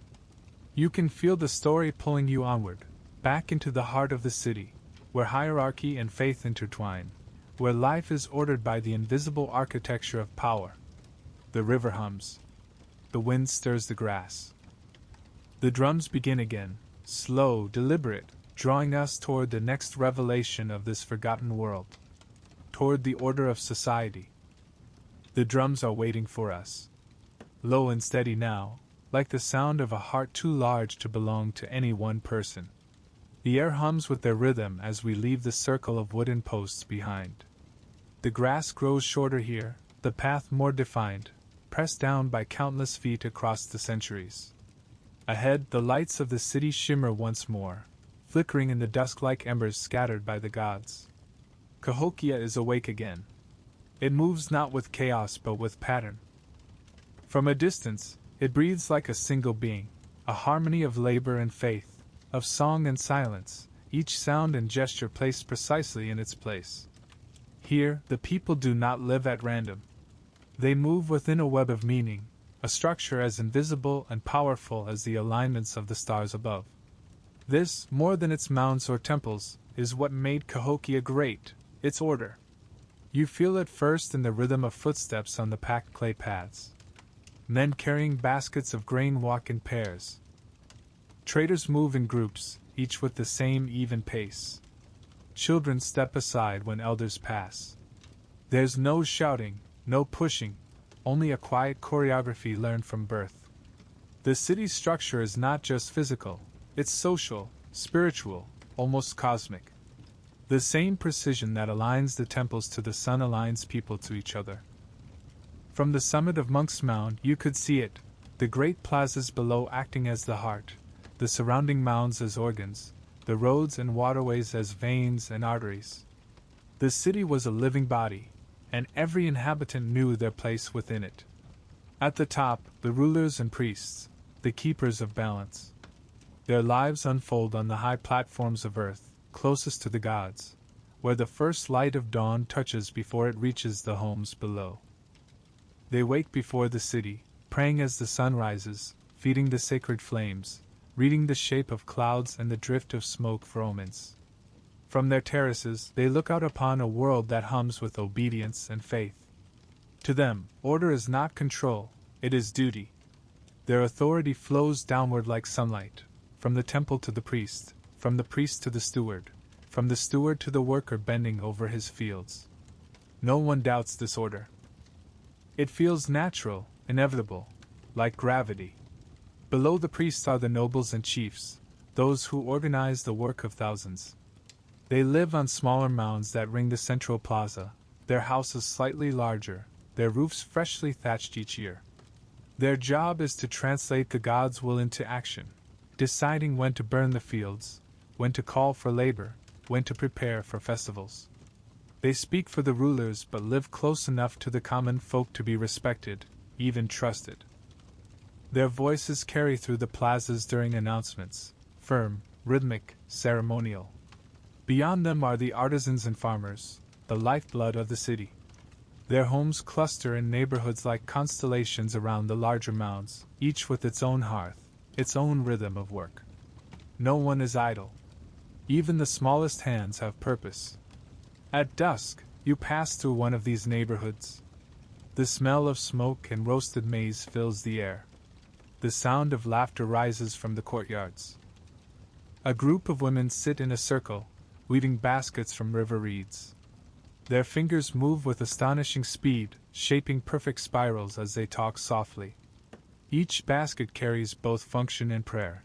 The same precision that shapes a temple shapes this work too. Nearby, a man repairs a fishing net, humming as he ties knots. A child grinds corn between two stones, watching with solemn concentration as powder gathers in the bowl. It's all part of the same ritual, labor as devotion. Here, the divide between sacred and ordinary blurs until it disappears. The Cahokians measure their lives not in years, but in seasons. Spring for planting, summer for growth, autumn for harvest, winter for storytelling. Each has its own ceremonies, its own songs. And within these cycles, every person has a place. The priests keep the fires. The chiefs keep the peace. The farmers keep the hunger away. The artisans keep beauty alive. Together, they form a perfect circle, mirroring the woodhenge and the path of the sun. Order here is not oppression, it is rhythm.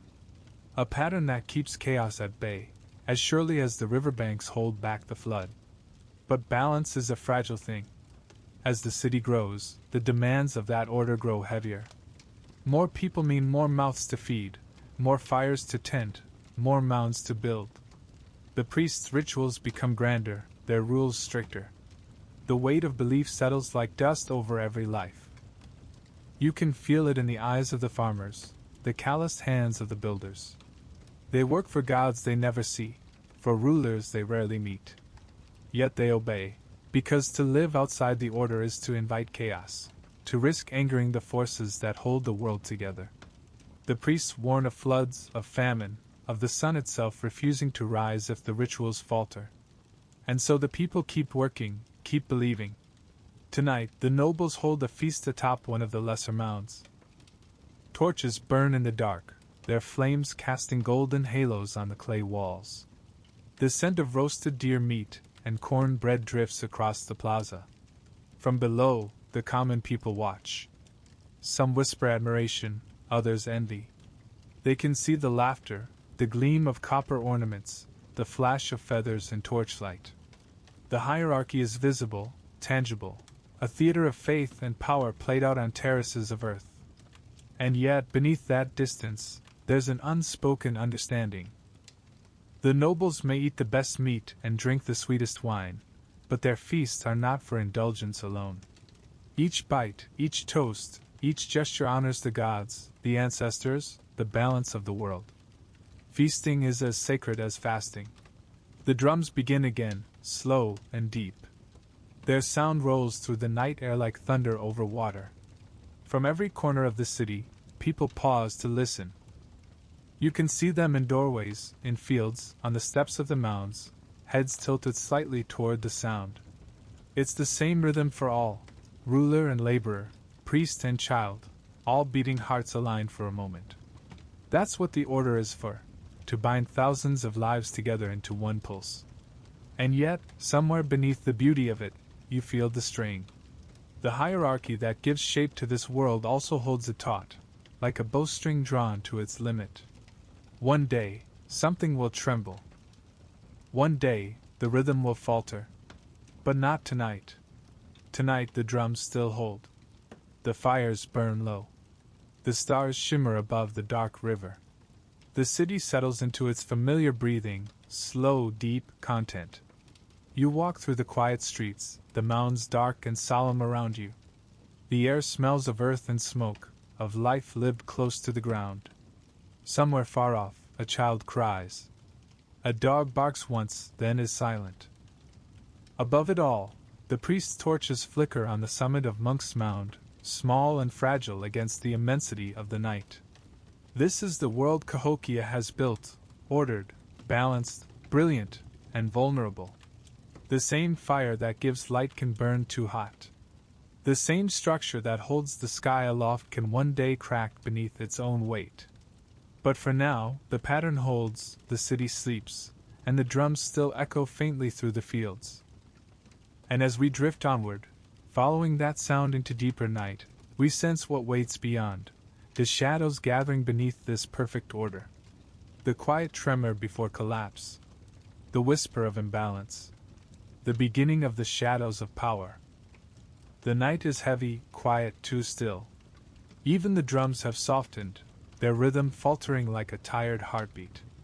The city of Cahokia sleeps beneath a shroud of mist, its mounds looming as dark silhouettes against the silvered horizon. The fires on Monk's Mound still burn, faint orange pinpricks in the distance, but their glow feels smaller now, fragile, uncertain. We move through narrow paths between houses. The smell of smoke and earth lingers, but beneath it is something new, something faint, metallic, uneasy. The air feels charged, as though a storm waits beyond the horizon. Every civilization casts a shadow, and tonight, you can feel Cahokia's stretching long across the plains. For all its harmony, all its devotion to balance, power has begun to tilt. And when the scales of faith and fear shift, they always shift in silence first. By day, the city still hums with its old rhythm. The priests chant. The farmers till. The traders come and go. To an outsider, nothing seems amiss. But if you listen closely, you can hear it, the change in tone. The laughter in the markets is shorter. The ceremonies grow longer, more severe. The priests say the signs have changed. The floods have come too early. The sun's shadow at the solstice has drifted a finger's width off its mark. A comet appeared over the western sky, a white scar that lingered for nights without fading. And when omens turn, the people look upward for answers. The priests answer with fire. We find them one morning in the plaza, gathered before the temple, faces painted black and red. A new ceremony has begun, one few dare speak of. A group of captives stands at the center, their wrists bound with woven cords. Some are from nearby villages, some from far-off tribes who once traded here in peace. Their eyes flicker with both fear and bewilderment as the crowd watches. The high priest stands above them, his arms painted white, his voice echoing through the square. He speaks of imbalance, of the river's hunger, of the sun's wrath, of the gods demanding correction. The people listen. They murmur, they bow their heads, some avert their gaze. And then, as the drums begin again, slow and deep, the captives are led to the foot of the mound. In the old days, the fire fed on corn and cedar, on the sweet smoke of tobacco and sage. But now, it feeds on blood. Archaeologists would one day find the evidence, burial pits filled with the remains of those sacrificed in great ceremonies, sometimes by the dozens, sometimes more. Women adorned with shells and beads, laid in careful rows. Men interred beside them, bound even in death. To the Cahokians, these were not murders. They were gifts, terrible, necessary, sacred. The life of the few offered for the survival of the many.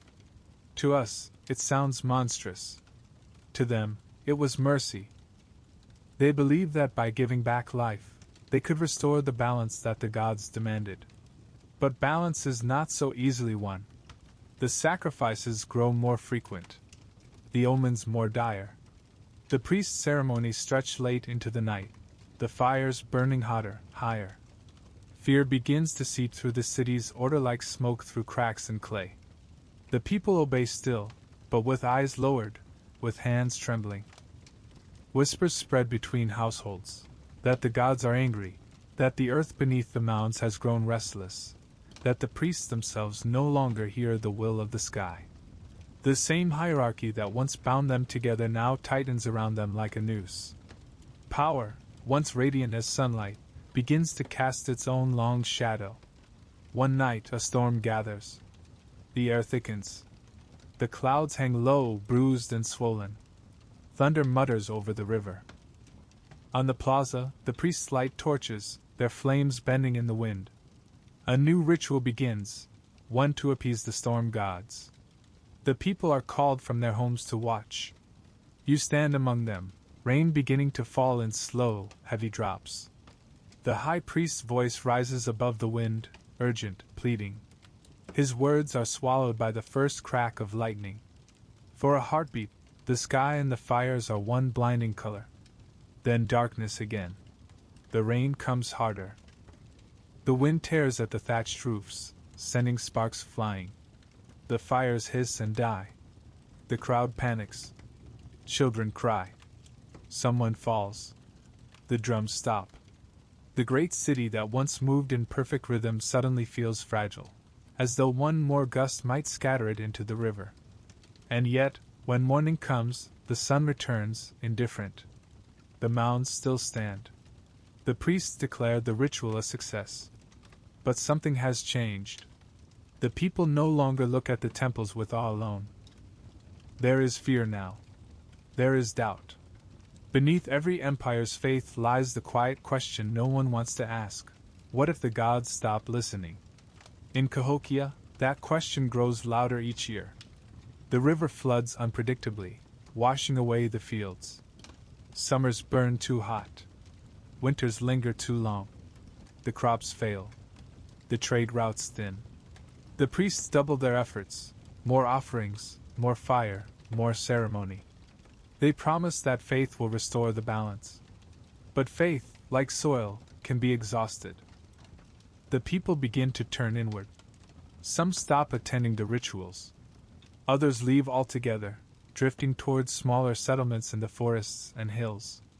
The perfect order begins to fray. And through it all, the priests cling tighter to their power. Because when the gods fall silent, the only voices left to speak for them are human. In the evenings now, the city feels different. The fires burn lower. The plazas, once filled with laughter and music, echo with silence. The great temple's smoke no longer rises as high. A tension lingers in the air, invisible but everywhere, like the taste of iron on the tongue before lightning strikes. Even the mounds seem to sag under their own weight, the edges softening, the terraces beginning to crumble in the rain. The earth remembers the labor that shaped it, and perhaps it begins to tire. You can almost feel the land itself whispering that nothing stays perfect forever. Yet still, life continues. In the fields, the farmers plant again. In the workshops, artisans carve and weave, their hands steady even as their hearts falter. In the temples, the priests light their fires, whispering prayers into smoke that drifts away too quickly. They hold the world together through habit, through hope, through sheer will.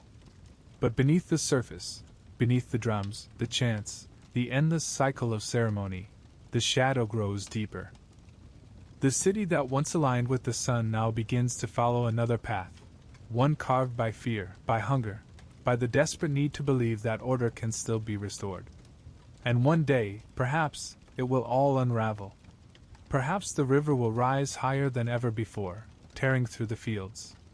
Perhaps the fire atop the great mound will sputter and die. Perhaps the people will look to the priests for answers and find none. No one knows the exact moment when Cahokia's harmony begins to break, but by the time it does, the cracks will run through every heart, every house, every mound. Even now, standing in the echo of its greatness, you can feel it coming, the breath before collapse, the silence before the wind. The night deepens. The fires burn low. The city of the sun is slipping slowly into shadow. Somewhere beyond the river, thunder grumbles again. The wind stirs the grass on the mounds. And though the people still pray, their voices are softer now, less certain. The drums resume one final time, low and mournful, their rhythm like the echo of a dying heartbeat. They guide us forward through the dark, toward what lies ahead, the final embers of faith, the dimming of the light, the slow, inevitable fading of a world that once believed it could last forever. Toward the collapse of the great city. The night grows longer. The air is heavy and strange, thick with the scent of wet earth and smoke.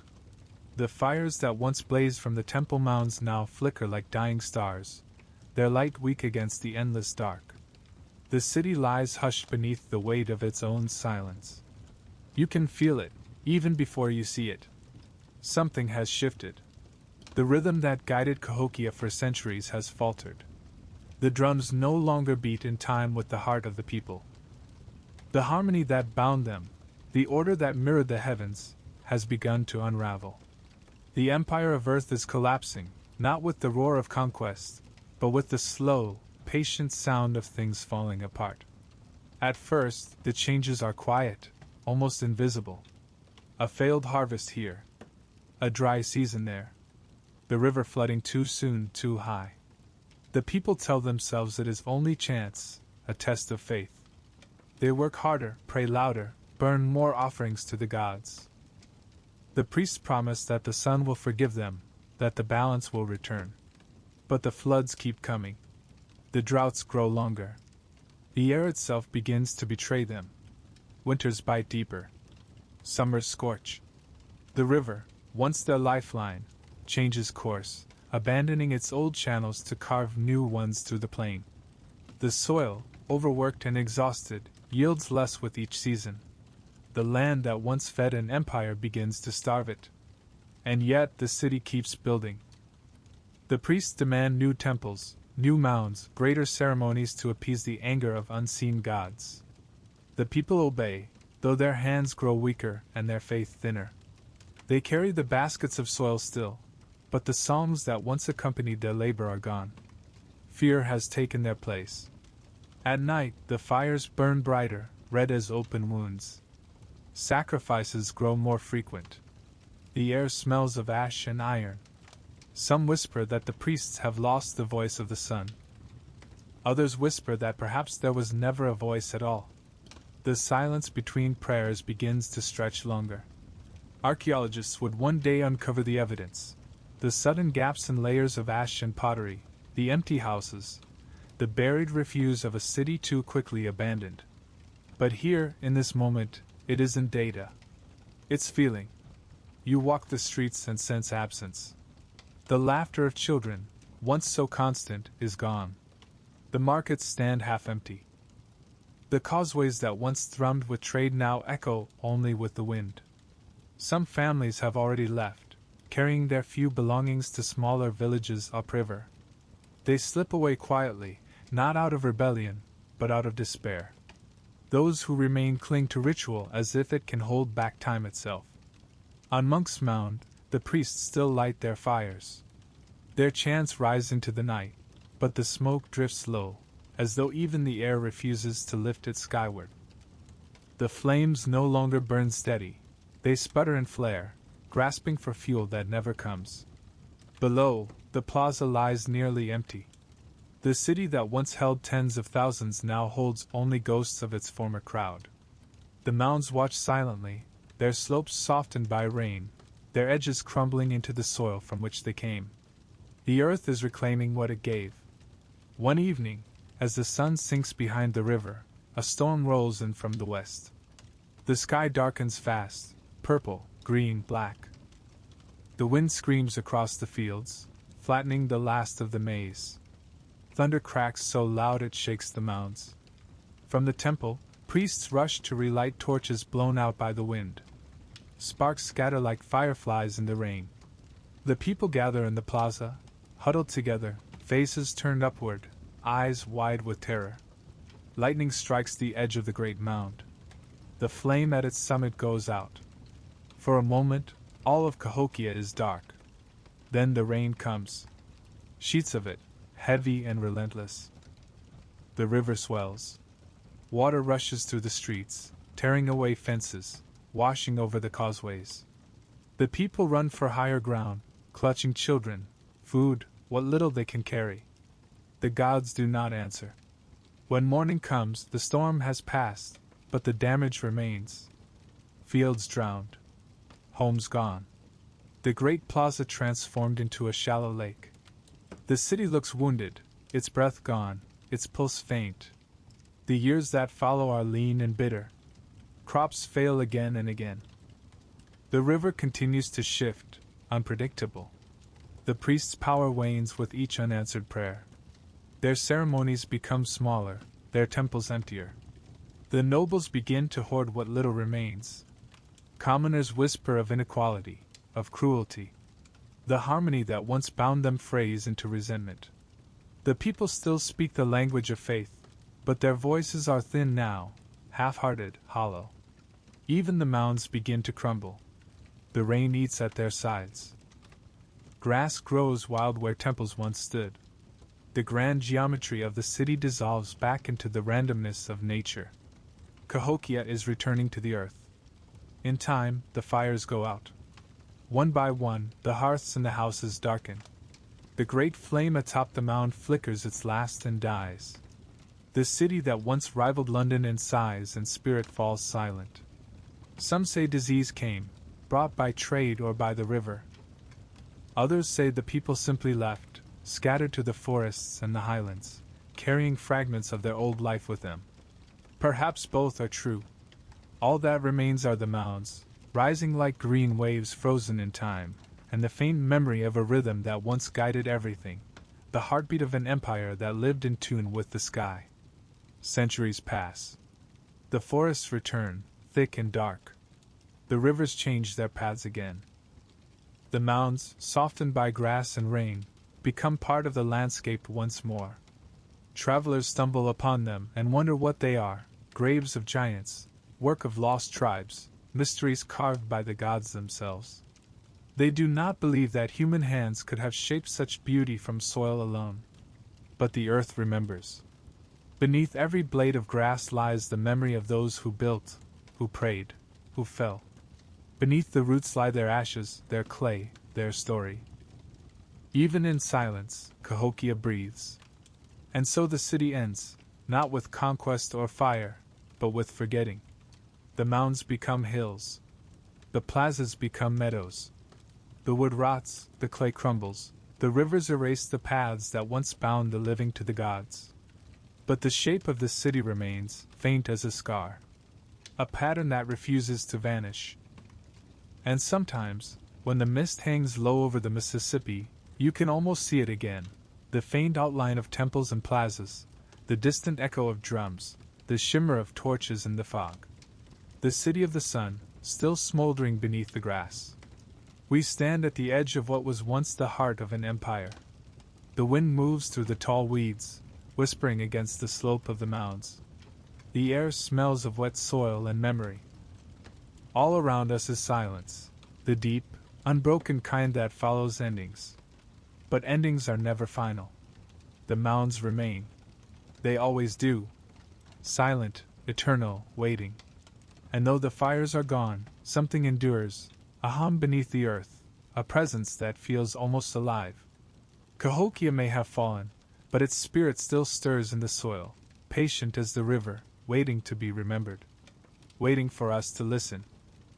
From this quiet ruin, our path moves forward again, through centuries of wind and forgetfulness, toward the green hills that outlasted memory, the silent witnesses to an empire's passing, toward the silent mounds. The wind has changed. It moves softly now, no longer heavy with smoke or storm, but cool and hollow, like breath drawn through a shell. The air smells of rain and grass and something older, something that has waited a long time to be noticed. You stand where the city once stood, but there is no city anymore. Only the rise and fall of the land, gentle and green beneath the open sky. The Mississippi glimmers beyond the trees, wide and calm, its surface carrying no reflection of the towers and fires that once watched it. The world has gone quiet here. And yet, beneath the quiet, something still listens. The mounds remain. They are not ruins in the way you expect. There are no shattered walls, no columns toppled by time. There is only earth, smooth, curved, patient. Grass ripples across their backs like the slow pulse of a sleeping animal. In the early morning light, they seem to breathe. Each one is different. Some are low and round, covered with wildflowers. Others rise higher, their slopes steep but softened by centuries of rain. Monk's Mound still towers above them all, its edges blurred now, its summit crowned only with sky. Together they look less like architecture and more like geography, hills that have always been. But they have not always been. They were built. They were lived in. They were sacred. And now they are silent. Walk among them quietly. Your footsteps sink into soft earth, the grass whispering against your legs. Insects hum in the heat. A heron lifts from the nearby marsh, its wings catching the light for an instant before disappearing into the distance. From here, the mounds seem eternal. Yet beneath your feet lie bones, men, women, children, each one a story swallowed by soil. Beneath them, layers of ash and clay and wood. Beneath that, still deeper, the foundations of faith itself, soil moved by human hands, grain by grain, basket by basket.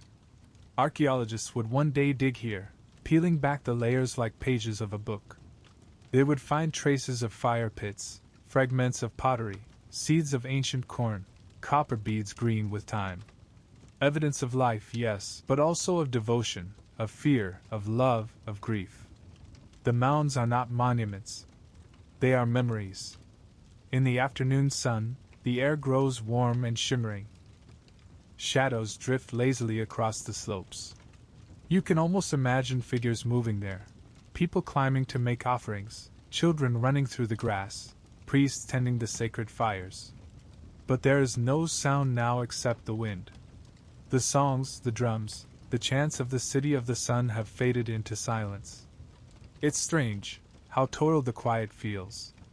You expect emptiness to sound empty, but this silence is thick, full, alive. It presses gently against your ears, as if the land itself is whispering in a language too old to understand. Sometimes silence is not absence. Sometimes it is what remains when everything else has spoken. The settlers who came centuries later did not understand what they found here. They plowed fields across the mounds, planted wheat where temples once stood. They built fences, barns, houses, never realizing what the earth beneath them held. Some thought these hills were natural. Others believed they were the work of giants, or of lost tribes from the Bible. Few could imagine that they had been built by the ancestors of the people still living along these rivers, the same people the settlers called savages. It is a strange kind of blindness, isn't it? To stand atop a city greater than London and not see it. But the earth, patient as always, did not argue. It simply waited. By the time the archaeologists arrived, centuries of forgetting had already done their work. The mounds were softened, their edges blurred by plow and rain. Yet when the first shovel struck soil, the truth came pouring out like breath returning to a long silent chest.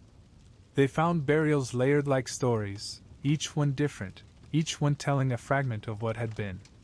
They found beads, tools, offerings, signs of a civilization complex beyond what anyone had dared to believe. Cahokia, the lost city of North America, began to rise again, not in stone or smoke, but in understanding. The silence had been guarding its secrets all along. Even now, standing here, you can feel that quiet presence, the weight of centuries pressing lightly on your shoulders, the hum beneath your feet. The mounds do not speak in words.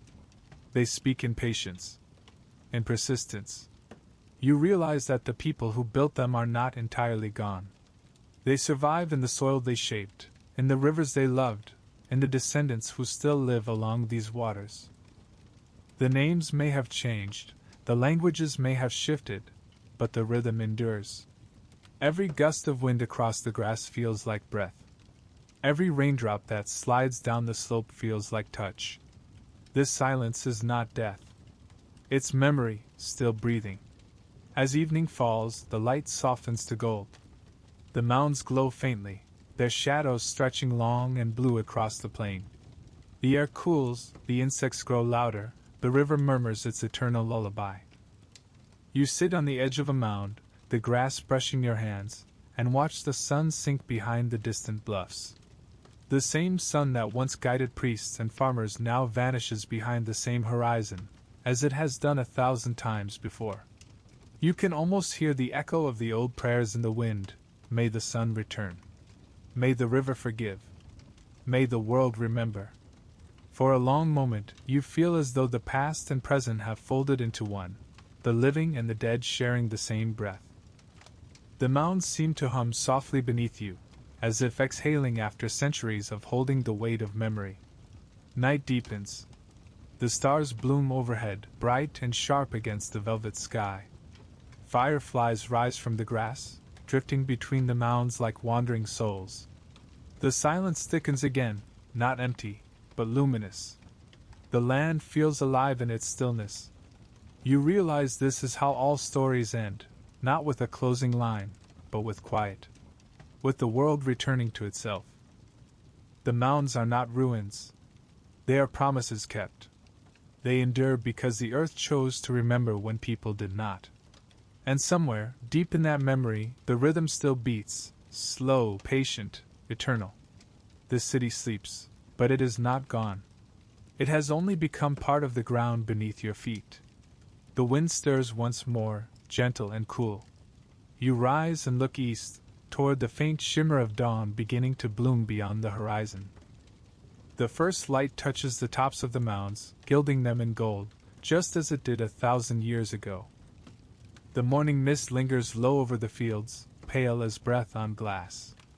The mounds gleam faintly through it, green shoulders rising from the earth, their forms softened by dew. The world feels weightless, caught between waking and dream. And for a moment, it's easy to believe that the city might still be there, waiting just beyond the veil of fog. But when the sun lifts, the illusion fades. The temples are gone. The plazas are grass. The river moves quietly, carrying no reflection of towers or fires. What remains of Cahokia is silence, so complete, so seamless, that for centuries the world forgot it had ever existed. An empire had been erased not by war, but by neglect. Not destroyed, but overwritten. Time is merciless in its simplicity. The people who left Cahokia carried fragments of their culture with them, songs, tools, ways of growing corn and honoring the sun. Those fragments scattered like seeds, finding new homes among tribes who would later become the Osage, the Quapaw, the Natchez. The lineage survived, but the memory of the city itself dissolved. The land reclaimed its surface, and history looked away. By the time the first Europeans reached the Mississippi Valley, Cahokia had been gone for centuries. The mounds were overgrown with grass and trees, their shapes blurred into the rolling plain. The settlers who saw them stood puzzled. They dug into the soil and found artifacts, beads, bones, tools, but they could not imagine who had left them. They built their farms around the mounds. They grazed their cattle on them. They even used their soil to fill roads and foundations. To them, these hills were curiosities, natural, perhaps, or the work of some lost race that had vanished before the world began. They could not imagine that the ancestors of the native people they dismissed and displaced were the same ones who had raised these monumental forms. To acknowledge that would have meant acknowledging the truth, that this land had never been empty. So the myth took root instead. In the parlors of the 18th and 19th centuries, gentlemen scholars spoke of a vanished civilization, mysterious builders who predated the Indians, a noble race wiped away by savagery.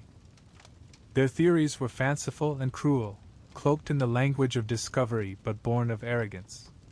They believed only outsiders could have created such order. They believed civilization must have come from elsewhere, from Europe, from the East, from anywhere but here. And so, with every book, every map, every careless assumption, they buried Cahokia again, this time not in earth, but in ignorance. The mounds became relics of a myth rather than evidence of a truth. For nearly 2 centuries, the silence endured. Farmers plowed the fields where plazas once lay. Roads cut through the edges of mounds. A monastery rose atop one of them, its quiet monks unaware that they prayed over the bones of an ancient metropolis. The city that had once held tens of thousands of souls became invisible, hidden not by nature, but by disbelief. Even as the rest of the world built its stories of empire and progress, Cahokia.'s name vanished from memory. The land kept its secret, waiting. The earth is patient. It always is. And then, one day, someone listened. In the early decades of the 20th century, archaeologists began to dig, not with the arrogance of treasure hunters, but with reverence. They peeled back the grass and found layers of human effort beneath: packed clay, burned timber, tools of copper and shell. What they uncovered was astonishing. A planned city, vast and deliberate. A network of mounds and plazas aligned to the sun. Evidence of trade stretching from the Great Lakes to the Gulf of Mexico. Here, in the center of the continent, had stood one of the greatest cities of the ancient world, and no one had remembered. Cahokia emerged from the soil like a whispered confession from the earth itself. The revelation was slow, like dawn spreading across the plains. Each excavation uncovered new wonders: a wooden observatory marking solstices and equinoxes, ceremonial plazas larger than football fields, burial sites filled with intricate craftsmanship. The story of a people who had built mountains of earth with nothing but baskets and willpower began to take shape again. And with every discovery came a reckoning. The myths of lost races crumbled. The idea that civilization had come only from the old world began to rot in the light of evidence. The truth was undeniable. The people of Cahokia had built their world themselves, with their own minds, their own hands, their own faith. North America's first city had not been a European dream. It had been indigenous genius. But rediscovery is never simple. Even as archaeologists revealed Cahokia's grandeur, the modern world built around it. Highways cut through its ancient fields. Neighborhoods sprawled where woodhenges once stood. The mounds survived, but barely, green islands of memory surrounded by asphalt and noise. It is a strange irony. The city erased once by time, now endangered again by progress. The past and the present exist side by side here, cars rushing past ancient temples, electric wires crossing skies once watched by priests of the sun. The hum of modernity mingles with the hum of the earth below. And beneath it all, Cahokia endures. Silent, but not sleeping. Stand here now, at the edge of Monk's Mound, and listen. The city has changed, but the rhythm has not. The wind still moves across the plain in the same direction it did 1,000 years ago. The river still bends, slow and patient, carrying the same song of water and time. The mounds still rise, green and proud, their shapes softened but unbroken. Close your eyes, and you can almost hear it: the echo of drums, the rustle of corn leaves, the murmur of prayers rising with the smoke of cedar fires. The silence is full again, as if the land itself is remembering aloud. For centuries, Cahokia was erased from history. Now it returns, not as myth, but as truth. And as the sun sets over the Mississippi, turning the mounds gold one last time, you understand something simple and profound. The past is never gone. It only waits for us to ask the right questions. The light fades, and the fields grow quiet once more. The mounds lie dark against the sky, and the first stars begin to glimmer where once fires burned. Cahokia is not forgotten anymore. Its story lives again, in soil and science, in memory and respect. And as the night settles over the valley, you can feel the next step in this long remembering, the realization that the earth itself has always known what we are only beginning to rediscover. That the ground keeps the record, even when we forget. That the world, in its quiet wisdom, never truly lets go. And so we walk onward, through the cooling air, beneath the slow-turning stars. The mounds recede behind us, their shadows blending with the night. Ahead lies the final revelation, the understanding that the memory of Cahokia is not just history, but inheritance. That the earth itself remembers. And that if we listen closely, it still speaks. We follow that whisper now, toward the last light of the story. The mist is lifting. The morning sun creeps slowly over the bluffs, brushing the mounds with gold. Dew clings to the grass like beads of glass. The air smells of earth freshly woken, damp and clean. You can almost feel it, something stirring beneath your feet. For centuries, Cahokia slept beneath this same morning light. Buried not by disaster, but by forgetting. The mounds watch the world move on, the forests return, the settlers arrive, the fields plowed, the cities built. And yet, beneath every footstep, the silence waited. Until one day, the earth began to speak again. It began, as revelations often do, with curiosity. In the early years of the 20th century, a few quiet minds began to ask questions the rest of the world had stopped asking. Who built these mounds? Why here? Why so many? Among them were archaeologists, patient, stubborn listeners of the soil. They came not to conquer or claim, but to learn. And when they dug, the earth answered. Under the topsoil, they found patterns, layers of clay shaped by human hands, traces of wooden posts aligned to the solstice, fragments of pottery etched with symbols that spoke of sun and sky. The mounds were no accident. They were architecture. The city had not been a myth, nor the work of some lost race. It had been human, vibrant, deliberate, a metropolis carved from the heart of the continent. And slowly, the truth rose into the light. The rediscovery of Cahokia was not a single moment, but a long awakening.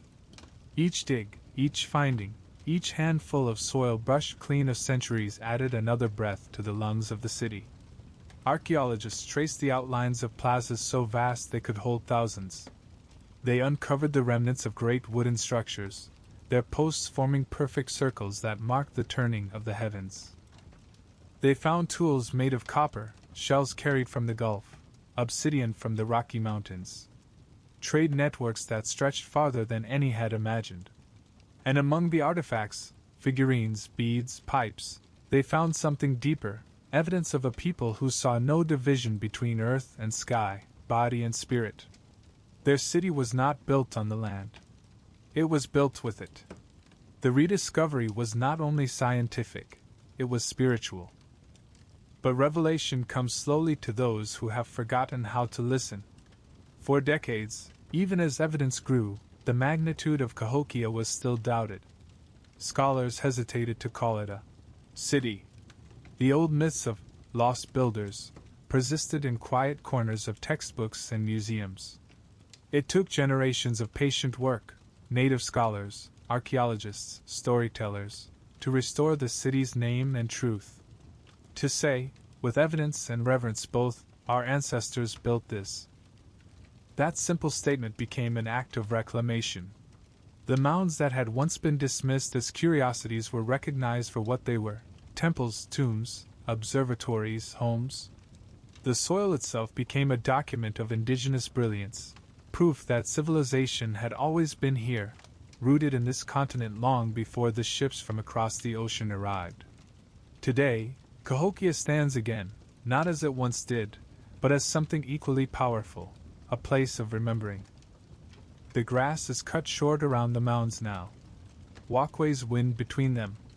Signs tell stories in quiet voices. Visitors climb the long steps of Monk's Mound, pausing halfway to catch their breath, not realizing they're retracing the path of a 1,000-year-old pilgrimage. From the summit, the world spreads out like a green ocean. The highway hums faintly in the distance, cars gliding where once canoes glided across the river. But beyond the noise, you can still hear it, the whisper of wind through the grass, the pulse of something ancient and enduring. Standing there, you begin to understand that Cahokia is not gone. It simply changed shape. The mounds are no longer the bones of the past. They are the heartbeat of the present. Every shovelful of dirt unearthed more than artifacts. It unearthed memory. Scientists found evidence of astronomical precision, of complex governance, of artistry and trade that linked continents. But the greatest revelation was not in what they found, it was in what they realized. that the people who built this city were not mysteries to be solved. They were ancestors to be honored. That their story is not lost history. It is our history, woven into the rivers, the soil, the breath of this land. Cahokia.A.'s rediscovery rewrote the map of America, not in lines of conquest, but in lines of connection. It reminded the world that civilization here did not begin with colonization. It began with the sunrise, the river, and the human desire to give meaning to the world. And yet, even revelation carries melancholy. When you walk among the mounds today, it's hard not to think of what was taken, not just lives, but understanding. How many generations passed without knowing that beneath their feet lay the remnants of a city greater than London, built by their own ancestors? How many stories vanished before they could be told? But then the wind shifts, and you realize something gentle. Maybe the stories never vanished. Maybe they were simply waiting for the right ears to hear them again. The earth, after all, is patient. It remembers every footstep, every prayer, every drumbeat. All it needed was for someone to listen.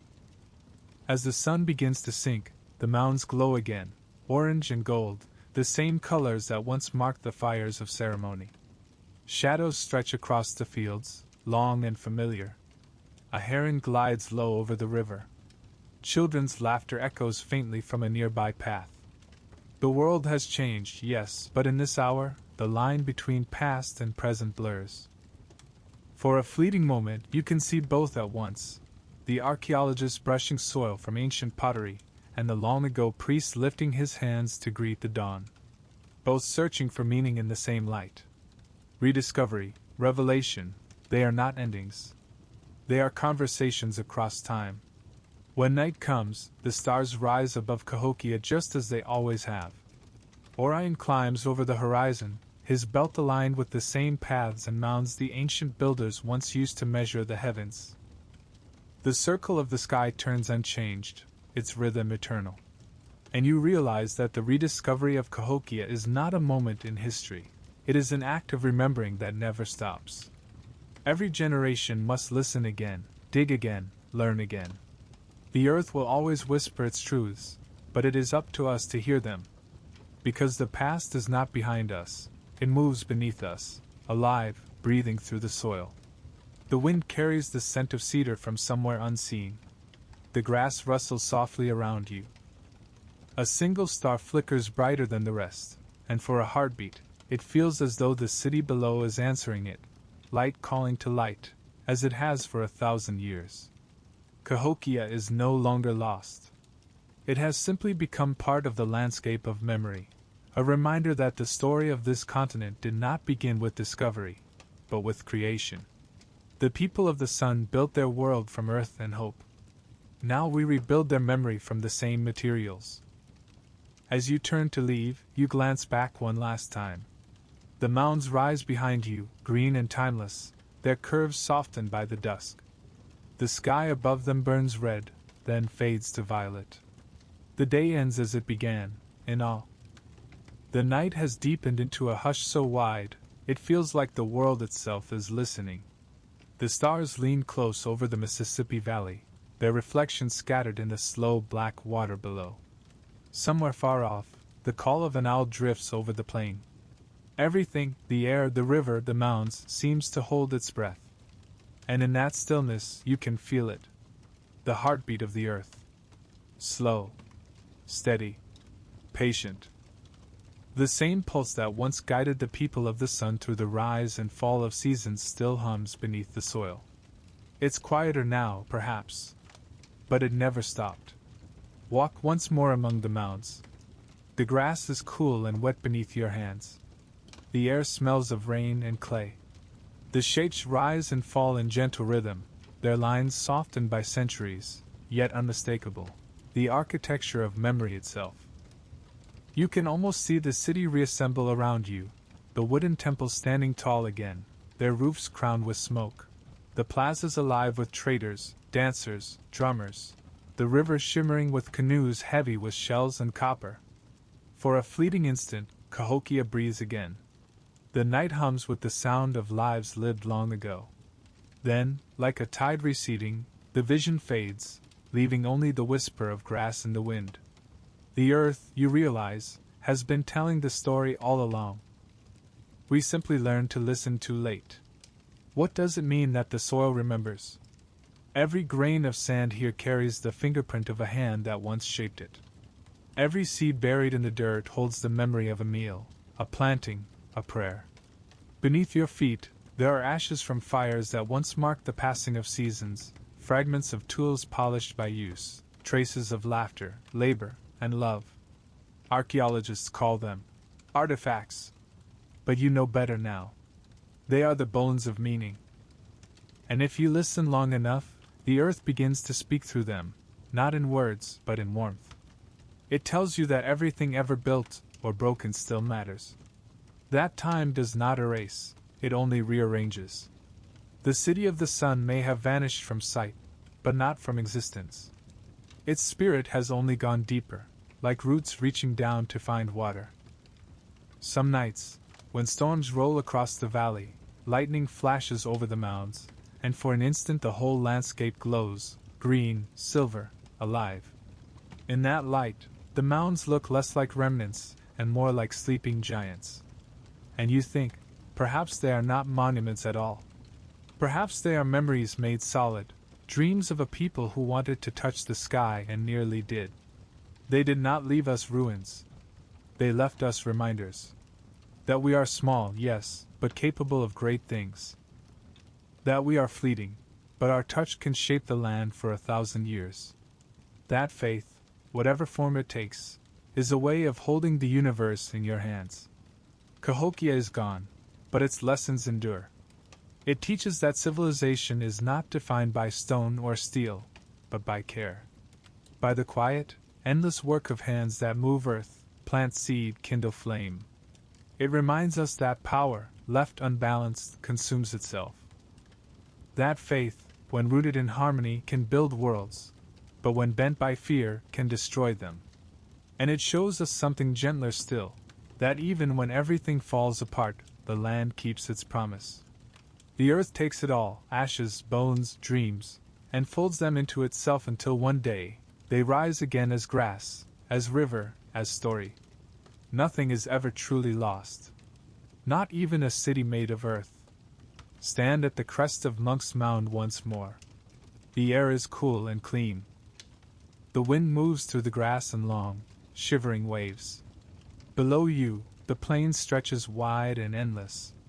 The highways gleam faintly in the distance, tracing new paths across the same ancient land. And as dawn begins to bloom on the horizon, the first light touches the mounds.